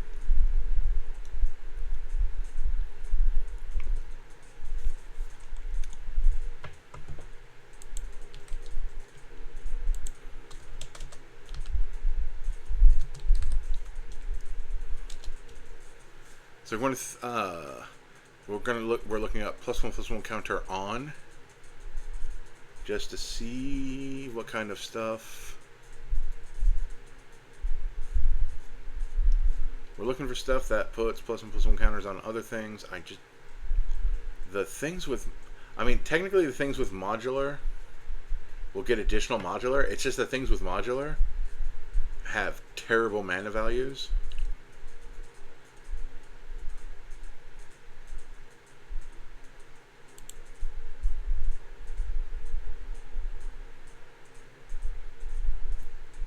What's funny is that I didn't look at spaceships for the last couple of decks. I'm just like, I didn't really know.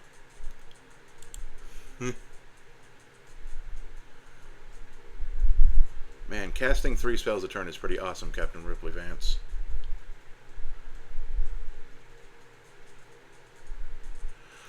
So I like Chishiro here because at the beginning of our end step, put a +1/+1 counter on each modified creature you control.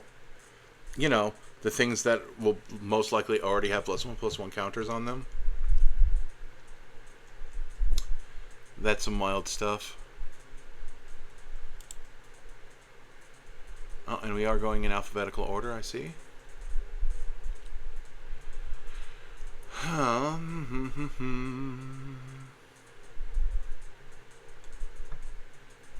But it does remind me that I should put the word each up in here.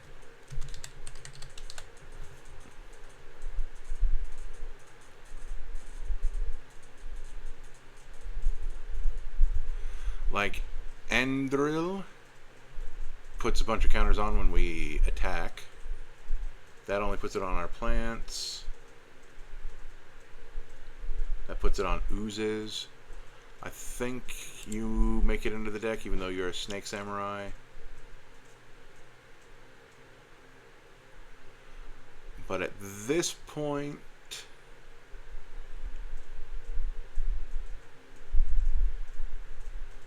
we want to start looking for artifact creatures. The artifact creatures don't have to do, like, it doesn't have to be like Steel Overseer that it puts stuff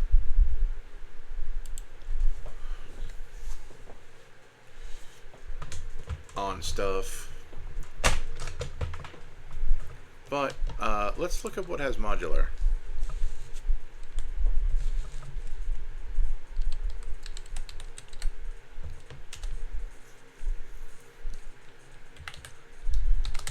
Let's remember.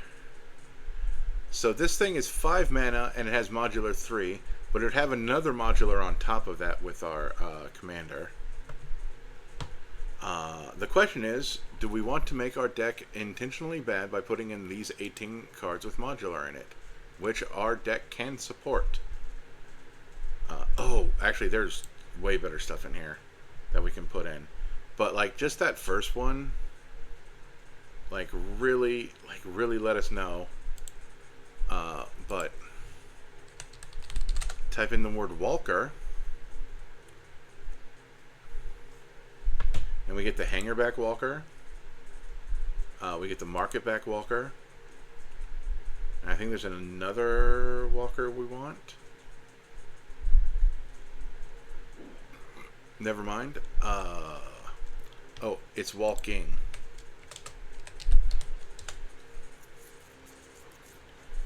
There's the Walking Ballista.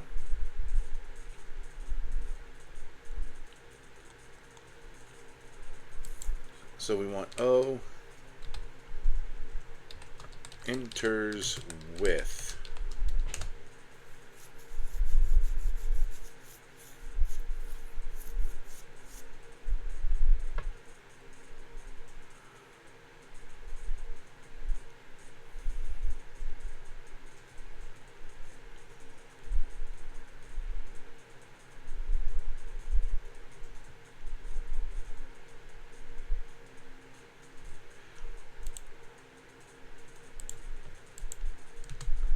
T artifact creature. That's probably important. Oil counters, we don't care about those. We don't care about the clockworks because they're absolute garbage. Just inexcusable. I mean, I guess it's mildly flavorful that they just they lose +1 with counters, wind down, and eventually die, I guess. But that doesn't make them good. Myriad Construct, because it can turn into a bunch of constructs. Hold on. Non-token. So the making of the tokens, not particularly important, but it does. Stonecoil Serpent has protection from multicolored. That's mildly important, and also it's something that can come in with a bunch of +1/+1 counters, and it'll have modular. Oh, and these dumb things. This is the dumb wastes of time that I want to put on in this deck. Instead of modular, I want the Tetravis. It costs 6 colorless mana. It comes into play with 3+1/+1 counters on it. It has flying. And then during our upkeep, this is so awful. You may move any number of these, like as we should go here to read. This creature, it has flying. This creature enters with 3+1/+1 counters on it. At the beginning of your upkeep, you may remove any number of +1/+1 counters from this creature. If you do, we create that many 1/1 colorless Tetravite artifact creature tokens. They each have flying, and this token can't be enchanted. Which honestly, they could just say Shroud from Auras. I'm surprised they didn't, but whatever. At the beginning of your upkeep, you also may exile any number of, we're just going to say them Tetravites. Although I think they specifically mean the specific Tetravites created by this specific instance of Tetravus. And then it puts that many +1/+1 counters back on this creature. We are putting this nonsense in this deck. This absolute horse hockey garbage.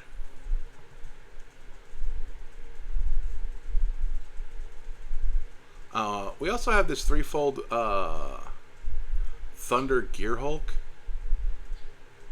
that can create gnome artifacts equal to its power. They're not automatically attacking.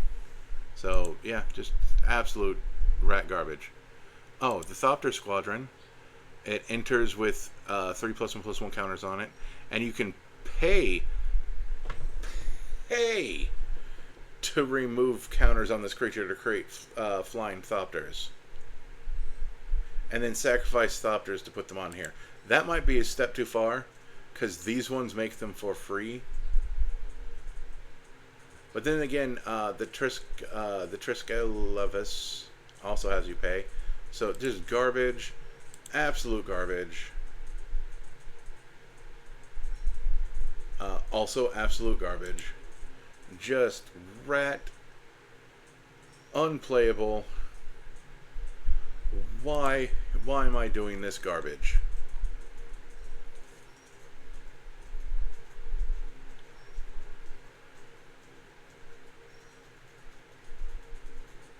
Because that's what I wanted to do with this deck.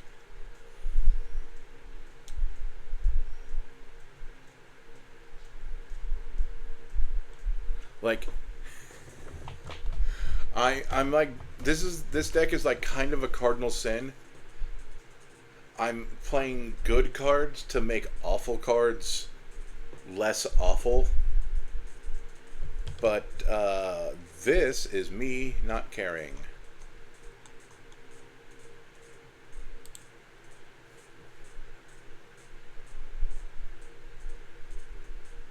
We also have this Workhorse that can remove +1/+1 counters on it for colorless mana. That's a thing. We're also going to put in that Mycosynth Golem.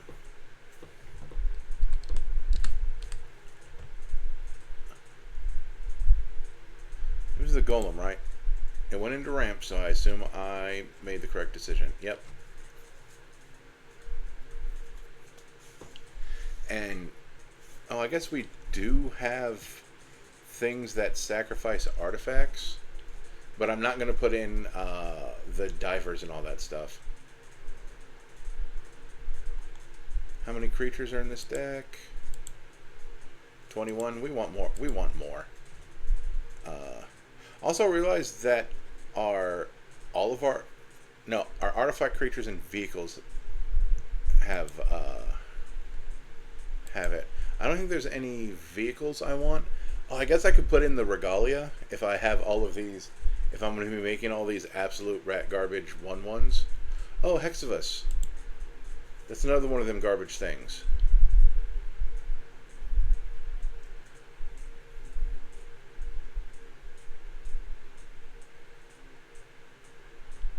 And there's the Crystalline Crawler.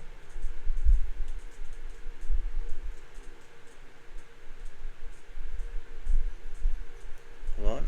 Ugh.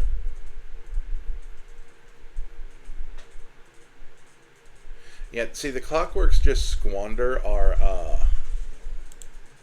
+1/+1 counters when they attack or block.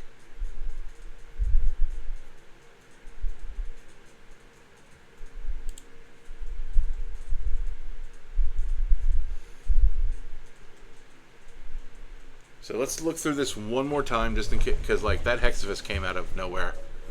Chainbreaker. Oh, those are -1/-1 counters.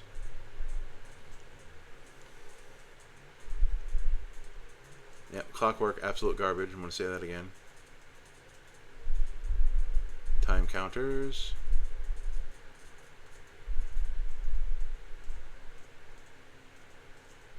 The Emblazoon Golem is dumb.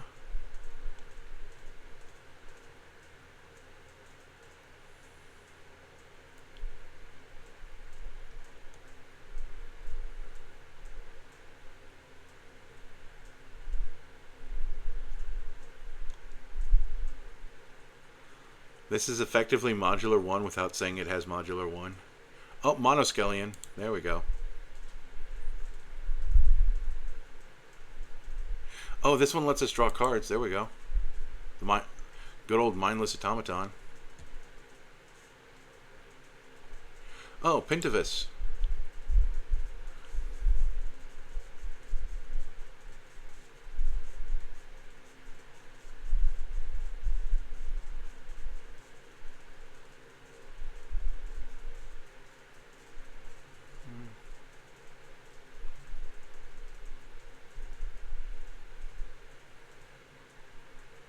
You know what? Workhorse, you get to come in here too. Why not? Don't care.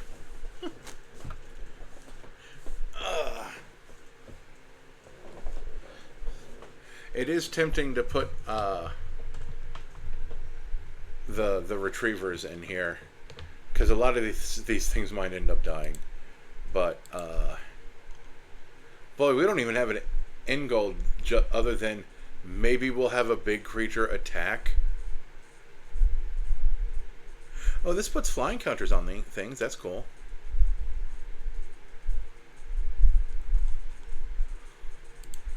Oh, wait. How many more can we have? We can have 9 more. There's some,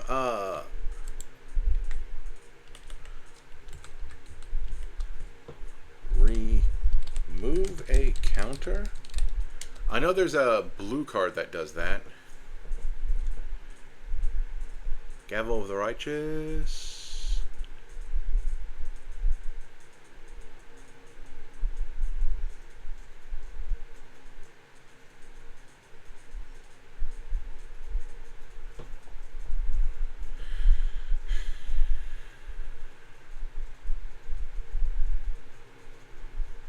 Nope. Okay, none of that's interesting for this deck. Man, after that flurry of, we're going to call it inspiration, but we can also call it terrible ideas that I'm sticking to, because it makes the deck more interesting, even if it doesn't make it better. Also, because I don't actually like Blaster, the character, except I really like this coloration. Like, I'm not even a big fan of robots painted white, but like they really they made it work. This with the black legs and the purple on it, they made it work. This is great. Then this goes into counters.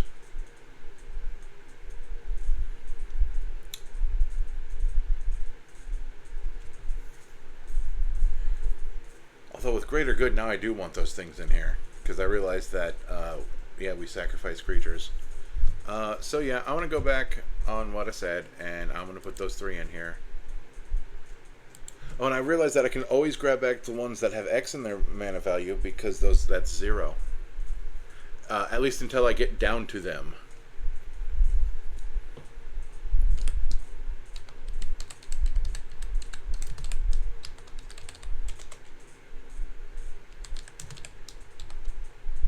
So I'm sorry I made this thing 25% less interesting, but I just remembered that like we do have things that sacrifice artifacts in here.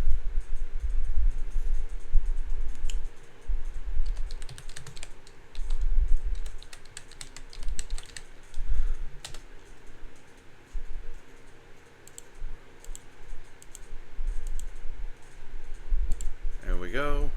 We're at 95. We have 30 creatures. That our removal is absolutely rat garbage. Our draw is also absolutely rat garbage. Our mass disruption is less rat garbage, but still rat garbage. So for the last 5 cards, let's go to EDH Rec. Just curious to see if any planeswalkers. Duretti Scrap Savant, of course. He'd help the Autobots and not the Decepticons, I'm sure. Sacrifice an artifact to return an artifact from your graveyard to your hand. That actually should probably go in Flamewar. Then discard up to 2 cards, draw that many cards.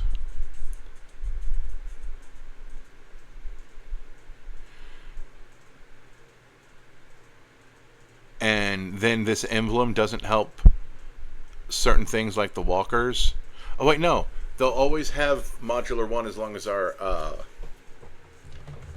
commander is out. So yeah, Duretti Scrap Savant. I'm going to pretend that it'll help the Autobots, but I'm also going to pretend that he'd help the Decepticons.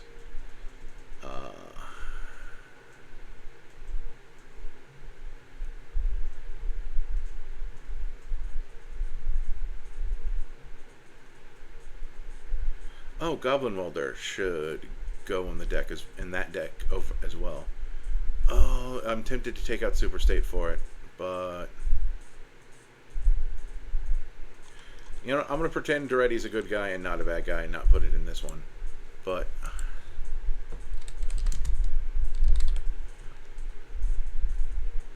yeah, Goblin Welder can go in this deck, even though I said I didn't need any more creatures. Recursions like card draw, except for the 4 things that only... Well, I guess it's still like card draw, even if it's stupid card draw. Sorceries? Blasphemous Act, Cultivate, Regikar's Expertise, Chandra's Ignition, Decimate. Nah. Instance? Chawar. Yeah, I could have put that entire suite in here. I just didn't feel like it. Oh. Nature's Claim and Berserk.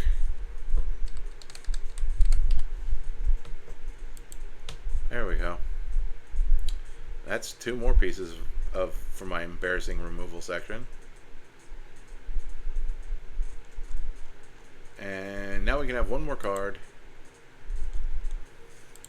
Let's look at enchantments. No. Oh yeah, Riot.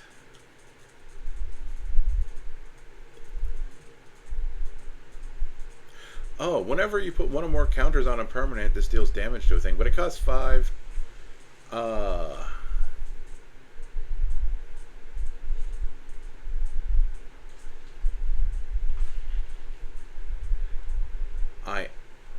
I see how that's a good card. It costs 5, but you know what? Yeah, no, that's a good card. Tribute to the World Tree also could have been in here. I was about to say something about do nothing enchantments. Oh, Terra Symbiosis once a turn. No, that can get dangerously out of control.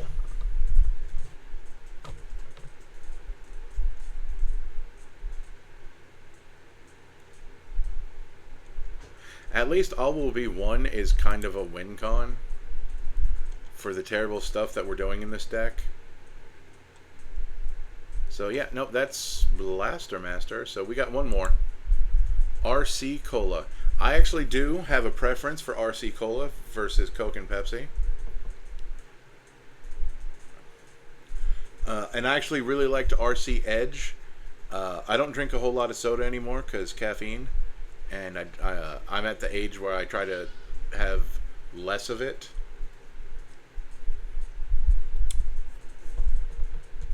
I'll still have a Dr. Pepper if I'm like going out for a burger.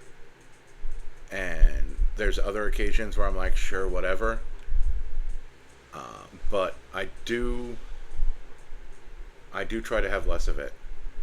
So before we get to our commander of this one, we're going to point out all of the things. We have True Conviction. We have Ozolith, which means our commander cares about +1/+1 counters. We have the Aether Spark. We have Prowl. We have Ratchet. We don't have Slicer because he's Decepticon, but we have By Force. We have those things. We have much better removal. But I didn't put in the Chaos removal. We have our non-basic lands. We have non-legendary Optimus Prime. We have a decent ramp section. Let's look through our basic land selection. So this is Edge of Eternities. This is Final Fantasy 15. I really like this road because, you know, more than meets the eyes, robots in disguise as vehicles. Aether Drift.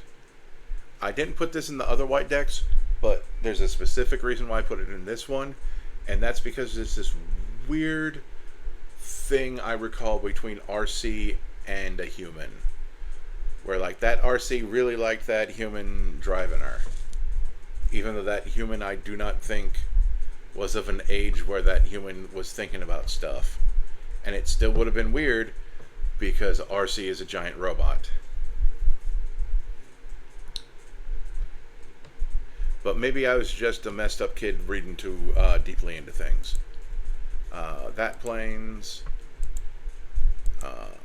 like that one, still like I feel like that's an Autobot. Like, still good. That one, of course. Then these. And in fact, this one, like, other than the dog, really reminds me of just the weird seeming relationship between Arcee and that kid.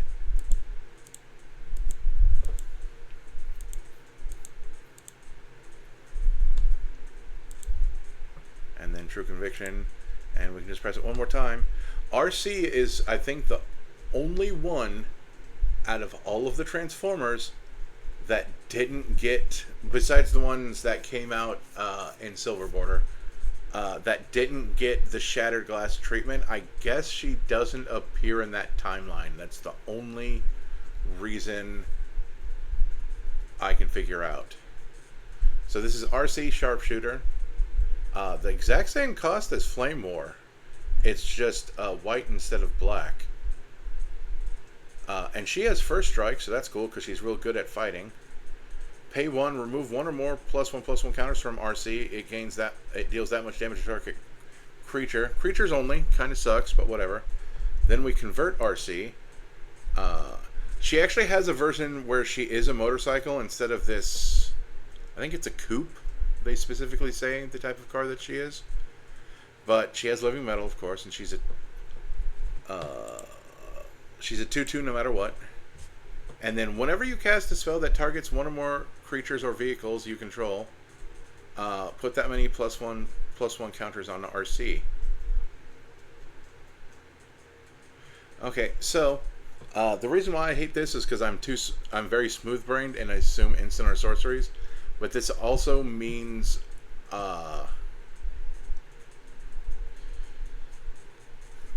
auras. And it says creatures or vehicles, so the creatures do not have to be artifacts. So this, I think I'm going to go in the Enchantress direction, even though that is super boring. Although it's Boros Enchantress instead of Selesny Enchantress, so maybe will be slightly more interesting because I think we only have like one card. No, we have a couple of cards that allow us to draw cards for casting enchantments.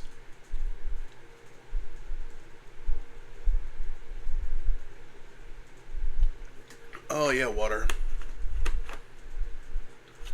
Oh, and of course, once again, Allspark, Aether Spark, I mean, being such a generically good card,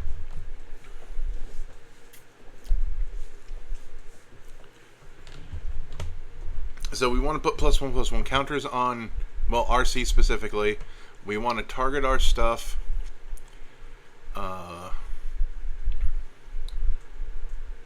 thing is that we're already at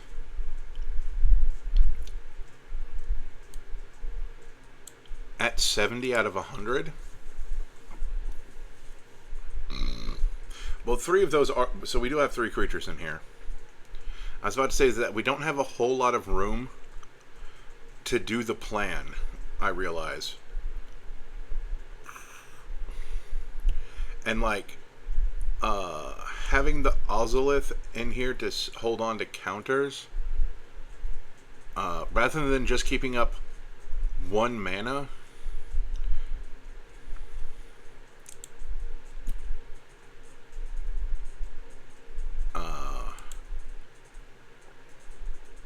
I think that might be better just to get rid of the Ozolith. And of course, True Conviction is eating up a spot, but that's fine because it has Autobots on it. I think that guy's name's Cliff Jumper, by the way. I was forgetting his name in another episode.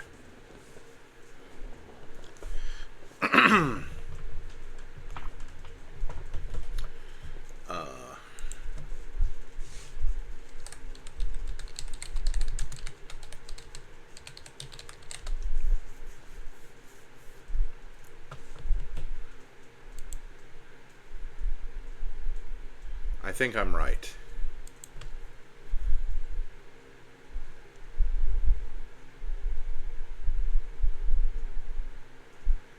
Yeah, if that's him, I mean, if that's the same thing as the guy over here, that's Cliff Jumper.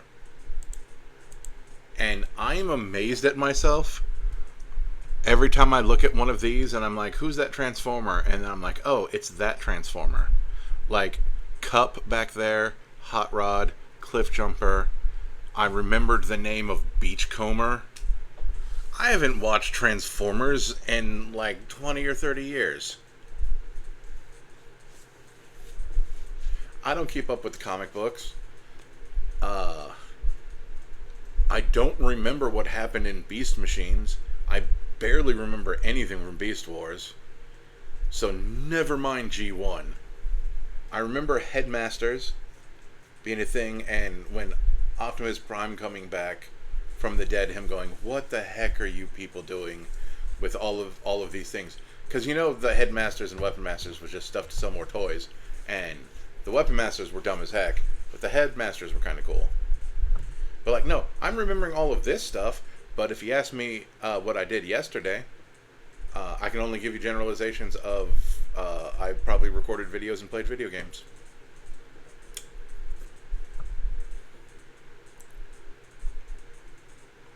Anyway, the Ozolith is tempting to take out just because it might be just easier to keep a white mana open. And just use the counters and hope she's not on this side. Anyway, so we quote-unquote need enchantments. We want creatures. We have 3.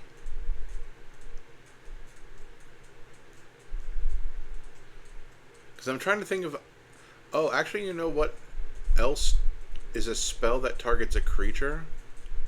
It's dumb as heck, but we can do mutate as well.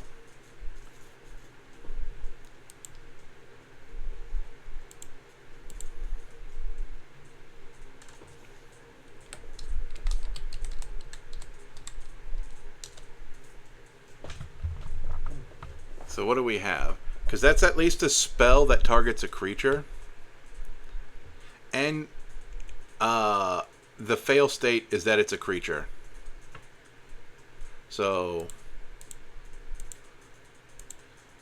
we're just going to put these 9 terrible cards in this deck. I'm not even going to read them. It doesn't matter.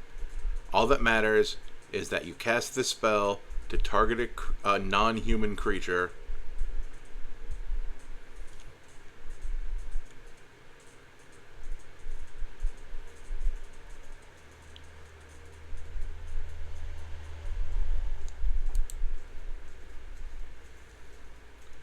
So ta-da.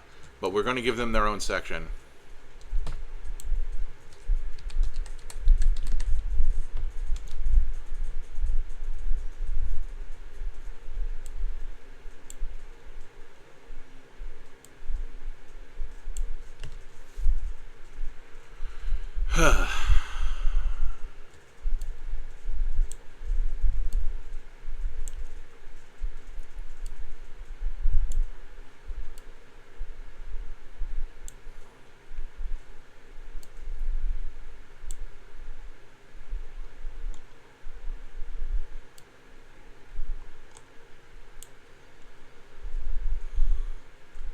So now I'm just doing a once over to make sure I didn't miss anybody that had mutate. Although I could just count and then go back in here. The 9 terrible cards.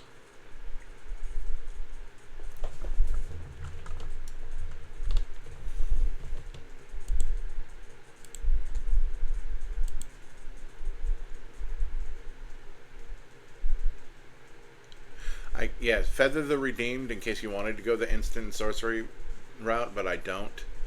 Like, and Feather is just her own deck. If you want to do that, own deck. Oh, Solemn isn't in this deck. Let's just do that really quick. But let's be smart enough to put in the correct version.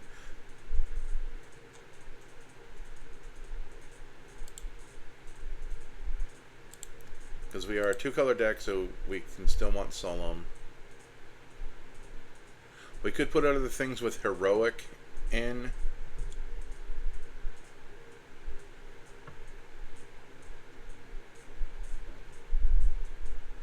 This is additional counters. I don't care about that.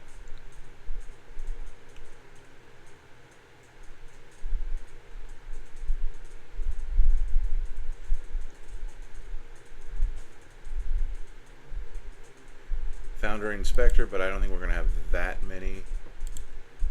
How about artifacts? The boots. Oh, Basilisk Collar. Yeah. But then there's also a cup. Oh, Skull Clamp would have been interesting in Blaster's deck, but we're not going back to fix that because that would require trying to figure out how to fix that nonsense. But we're going to go over here and go Gorgon T equip. Yeah, because there's Gorgon Head and Gorgon Flail because we want the Death Touch because she only does damage to creatures. So we want to although I could have just put Death Touch. So there's that. A lot of things that are kind of expensive. We're not really attacking with her. I actually have quite a spike. It's a little expensive. We're not doing that because equipment isn't a spell that targets a creature. I'm gonna look up something to see if if my smooth brain is missing anything. MTG permanent spells that target creatures while on the stack.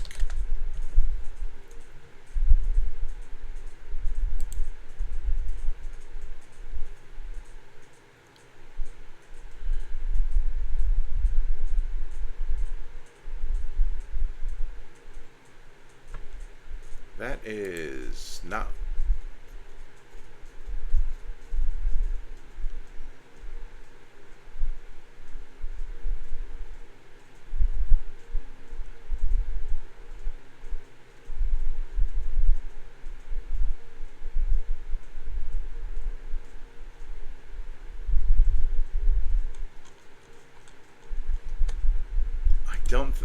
I don't even think I'm articulate enough to get to ask the question I want to ask.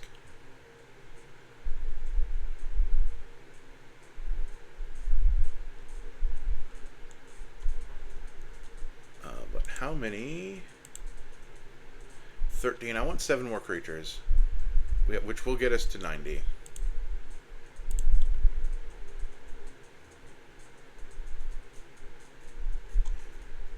And the thing is that it says spell specifically, and not spell or ability.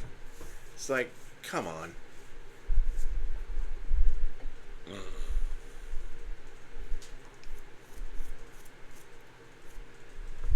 And the reason why I don't want spell is because I don't want to have, because they're only one-time use. That will typically only last till end of turn, unless like they put counters on stuff. And although there's also something to be said where I can just ignore that, ignore the cast a spell part, though I'm leaving in the garbage mutate cards, and just put stuff that puts +1/+1 counters on things. And just not care about the when we cast stuff that targets creatures we control.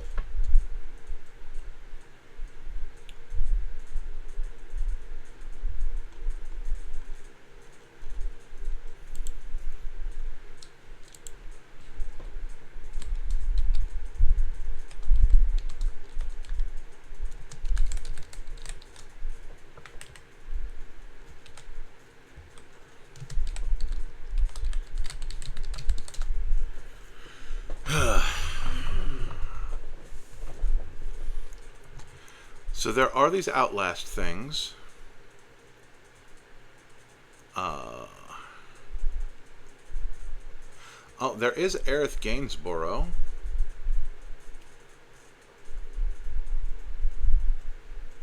That is mildly interesting. I think I will just put her in this deck because I like the idea. I like the fan fiction I just wrote in my head where she drives Arcee around and they don't go shopping, but they do a Thelma and Louise type thing.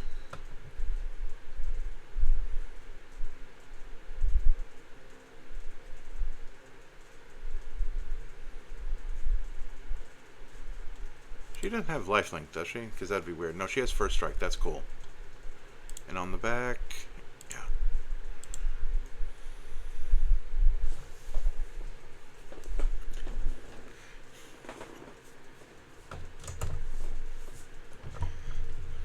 Like, I feel like I'd have to completely reconfigure the deck if I wanted to worry about targeting my own stuff. But at least I put 9 things in it that aren't completely absolute rat garbage. They're just regular rat garbage.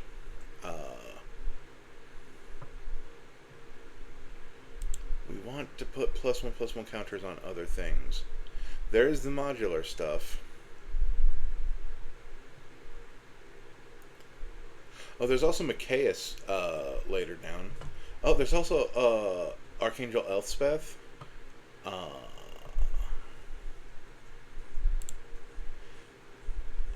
Put 2 +1/+1 counters on target creature. It becomes an angel in addition to other types and gains flying.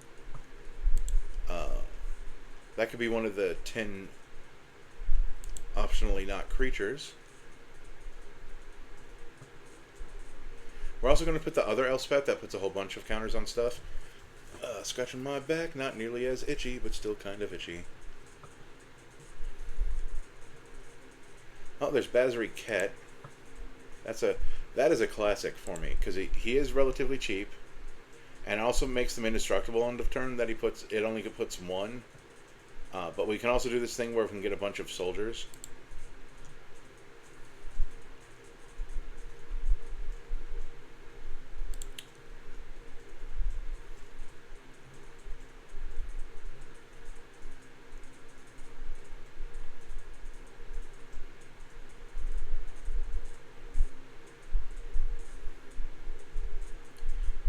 We're going to sneak Brigion into here. Because if we can get +1/+1 counters onto her, we can remove them to draw cards. I like her. I just don't like heroic. Because unless you set up, because I feel like playing auras and stuff like that. Because one, I don't like combat tricks that much. Honestly, if I wanted to target my own stuff with stuff, I'd probably have to remove all of my removal because I won't get rid of my ramp. I don't like my ramp's barely acceptable, and I'm not like in a good color. And I could remove stuff that doesn't actually help. Although this lifelink does go with Aerith. Aerith could have probably gone in this deck, in his deck, but he doesn't care about +1/+1 counters so much. But like I could be like, I don't need to destroy everybody else's artifacts this much, which admittedly is true. I could remove those, but at this point I think I would still not put in more than the mutate cards. So we're just going to leave it as is, and it's just going to be terrible.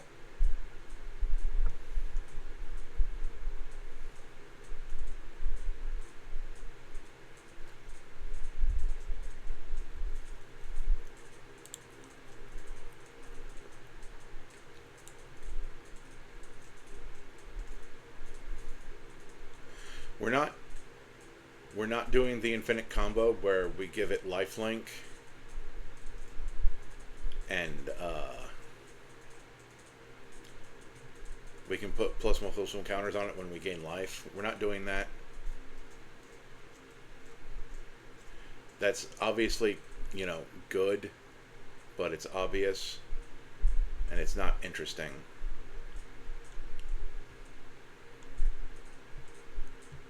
We're going to do different non-interesting stuff.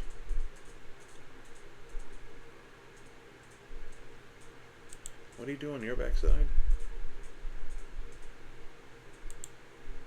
Hold on. For 4 it comes into play. And then our knights have flying on our turn. We come with a knight friend, he's back there. Then we can flip it for 6.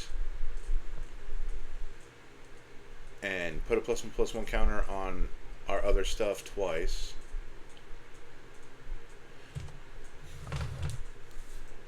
And then he's Bahamut. Hold on. Oh, scratching my back again. Ooh.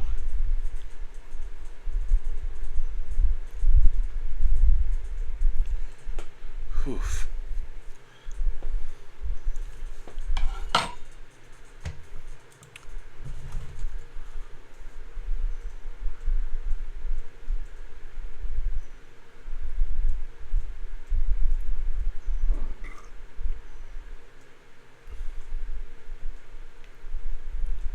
Then there's this one that can put +1/+1 counters on all of our stuff and give them all flying. It also gives us double token creation, but this is the one time where that doesn't matter.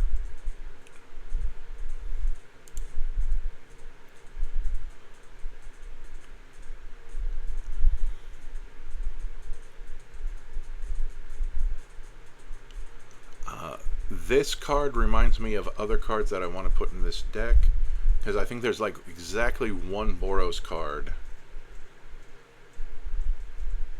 But it's not going to come up here, I don't think. We're still going to look through all of this. Cast a spell from anywhere other than our hand. We're not really doing that, but I do like the Flaming Tyrannosaurus. Hey look, someone set Grimlock on fire.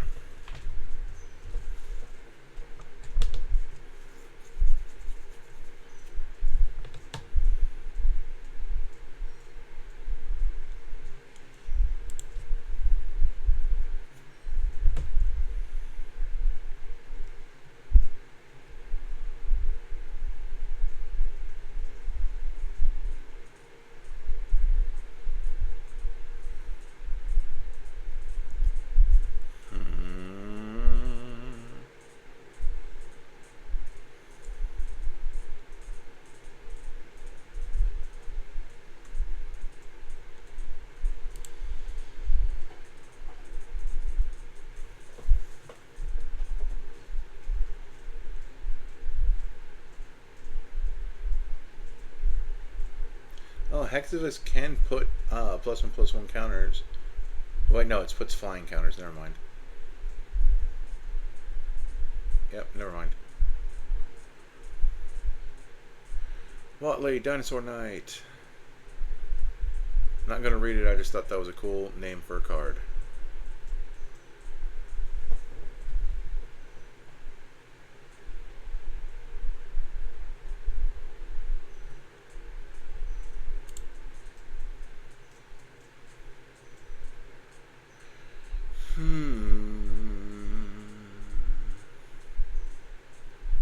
Our commander is notably not a goblin, so that doesn't really matter.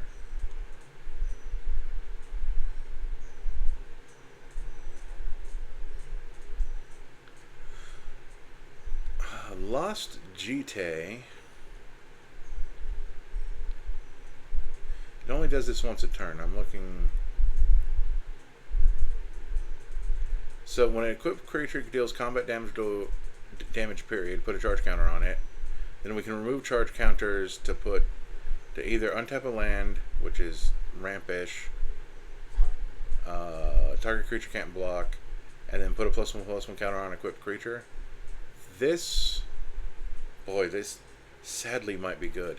Luminart Aspirant, boy, I'm in a bad state if that's like the kind of things I'm looking at.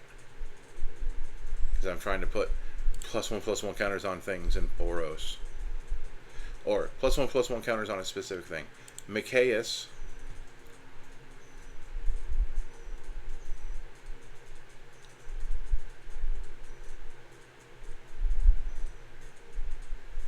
Oh, hey, Mog Moogle Warrior, what do you do? Oh, nope, that's just for Moogles.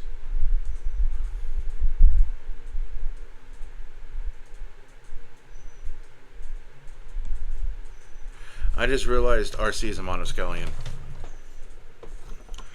Or, I just realized that Arcee is technically worse. Oh.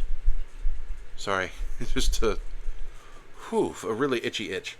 Is that she is worse than monoskellion, because monoskellion can do damage to any target. And she can only hit creatures. I also realized that I am giving her lifelink. That's probably why I should be careful not to put that Heliod in here. Because that is it's a 3-card combo.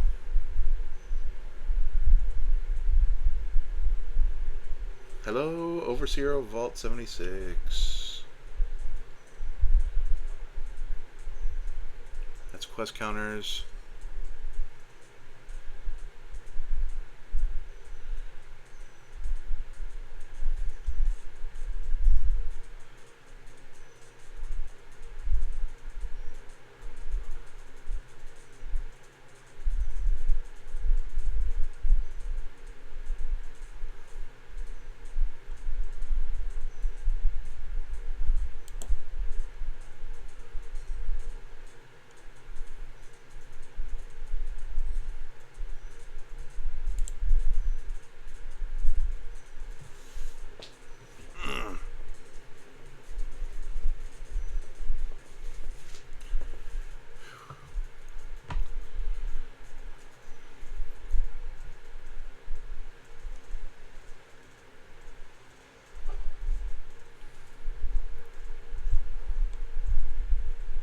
I'd really like you to put +1/+1 counters on.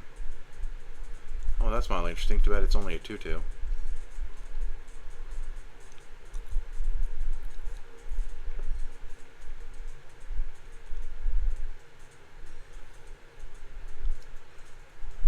Okay, so we're at the beginning of combat on your turn. Put a +1/+1 counter on target creature you control against lifelink until end of turn. We're probably going to go back for those other garbage cards because I think that's just where we are.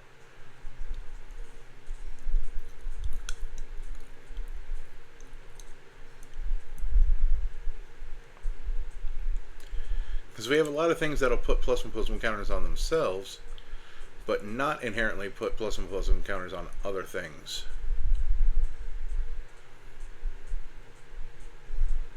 And that's for soldiers, which our commander is not.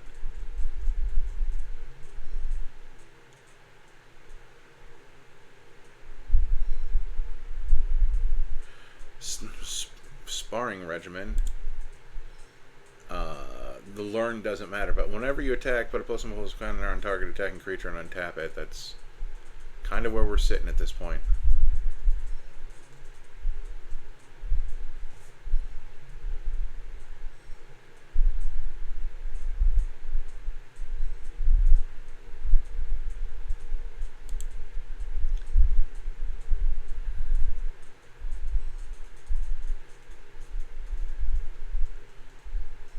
Like, there's probably stuff, obvious stuff that I'm missing, but because I'm just not used to it, I'm missing it.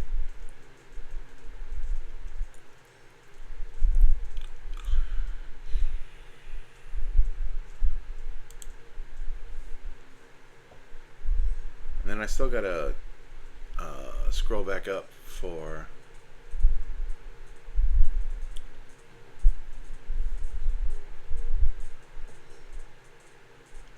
Wandering Emperor can also do some removal as well.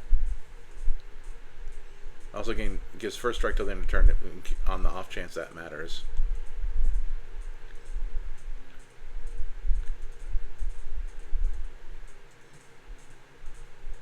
Oh, Thundering Raiju. It also does damage when we put +1/+1 counters on stuff. So that's good.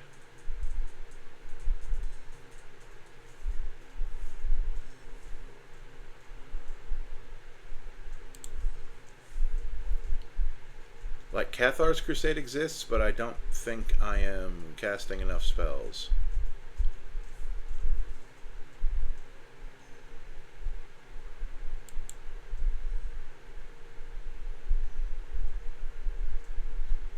Oh, I guess this is worth it. On the front is whenever you cast a legendary spell, draw a card. This ability triggers only once each turn. That's probably not going to trigger that much. But then we can pay 7 and exile an online permanent and flip this over onto, at the beginning of combat on your turn, put a +1/+1 counter on another target creature. It gains indestructible. And if it's legendary, we draw a card. There we go. That's oh, you know what? Victory's Envoy. Sure, why not? Oh, Virtue of Loyalty. Sure, why not?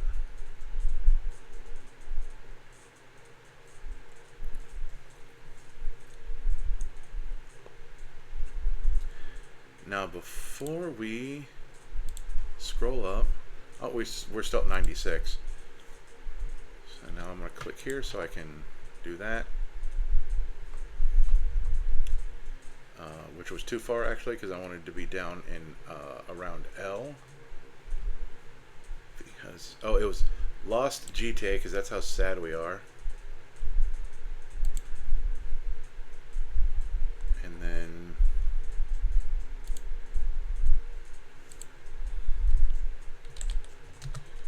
I kind of forgot what Pip-Boy did.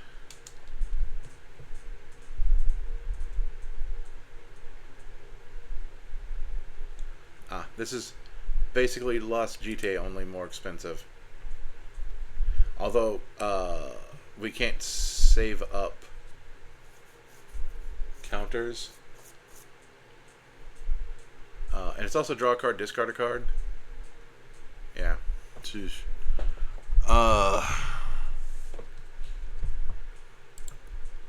So what are we at? Oh well, we're at 99. How many creatures did we end up with? 21. That's acceptable. Oh, things that need to go places. Counters.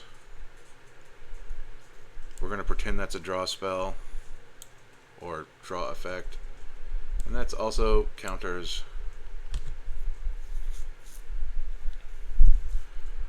Things got slightly better towards the end there.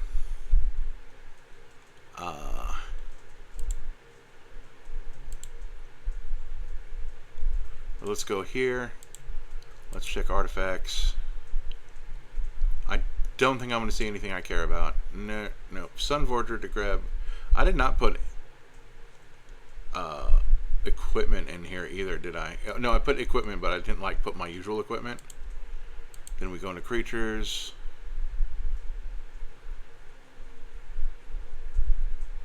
I think Yazel is worth it.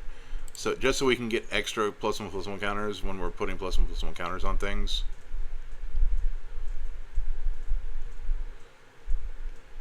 Yeah, And that'll be the last one. And that's the last one for this week. Next week we finish it off with... Okay, so this is mildly interesting observation. Let's close all of these. But you could say, like, Optimus Prime and Megatron are the leaders of their factions. Ultra Magnus is like part rival, part second in command to Optimus Prime when he finally shows up. If you watch the cartoons, Starscream interacts with Megatron a lot, but in the lore, Megatron's second in command is actually Soundwave. Like, technically, you could say that Megatron has, like, 3 second in commands. 2 or 3. On one hand, you have Soundwave, and then on the other hand, you have Starscream and his Seekers. And I think there's another one, I just forget who it is. Or maybe I'm just thinking that Megatron, Soundwave, and Starscream kind of make a trifecta. But yeah, it's just funny that Starscream is a monocolor instead of a triple color, but that's because he's just pure ambition. Also, Megatron is Mardu. That's just kind of an interesting fact. But anyway, next week we'll finish off the Transformers.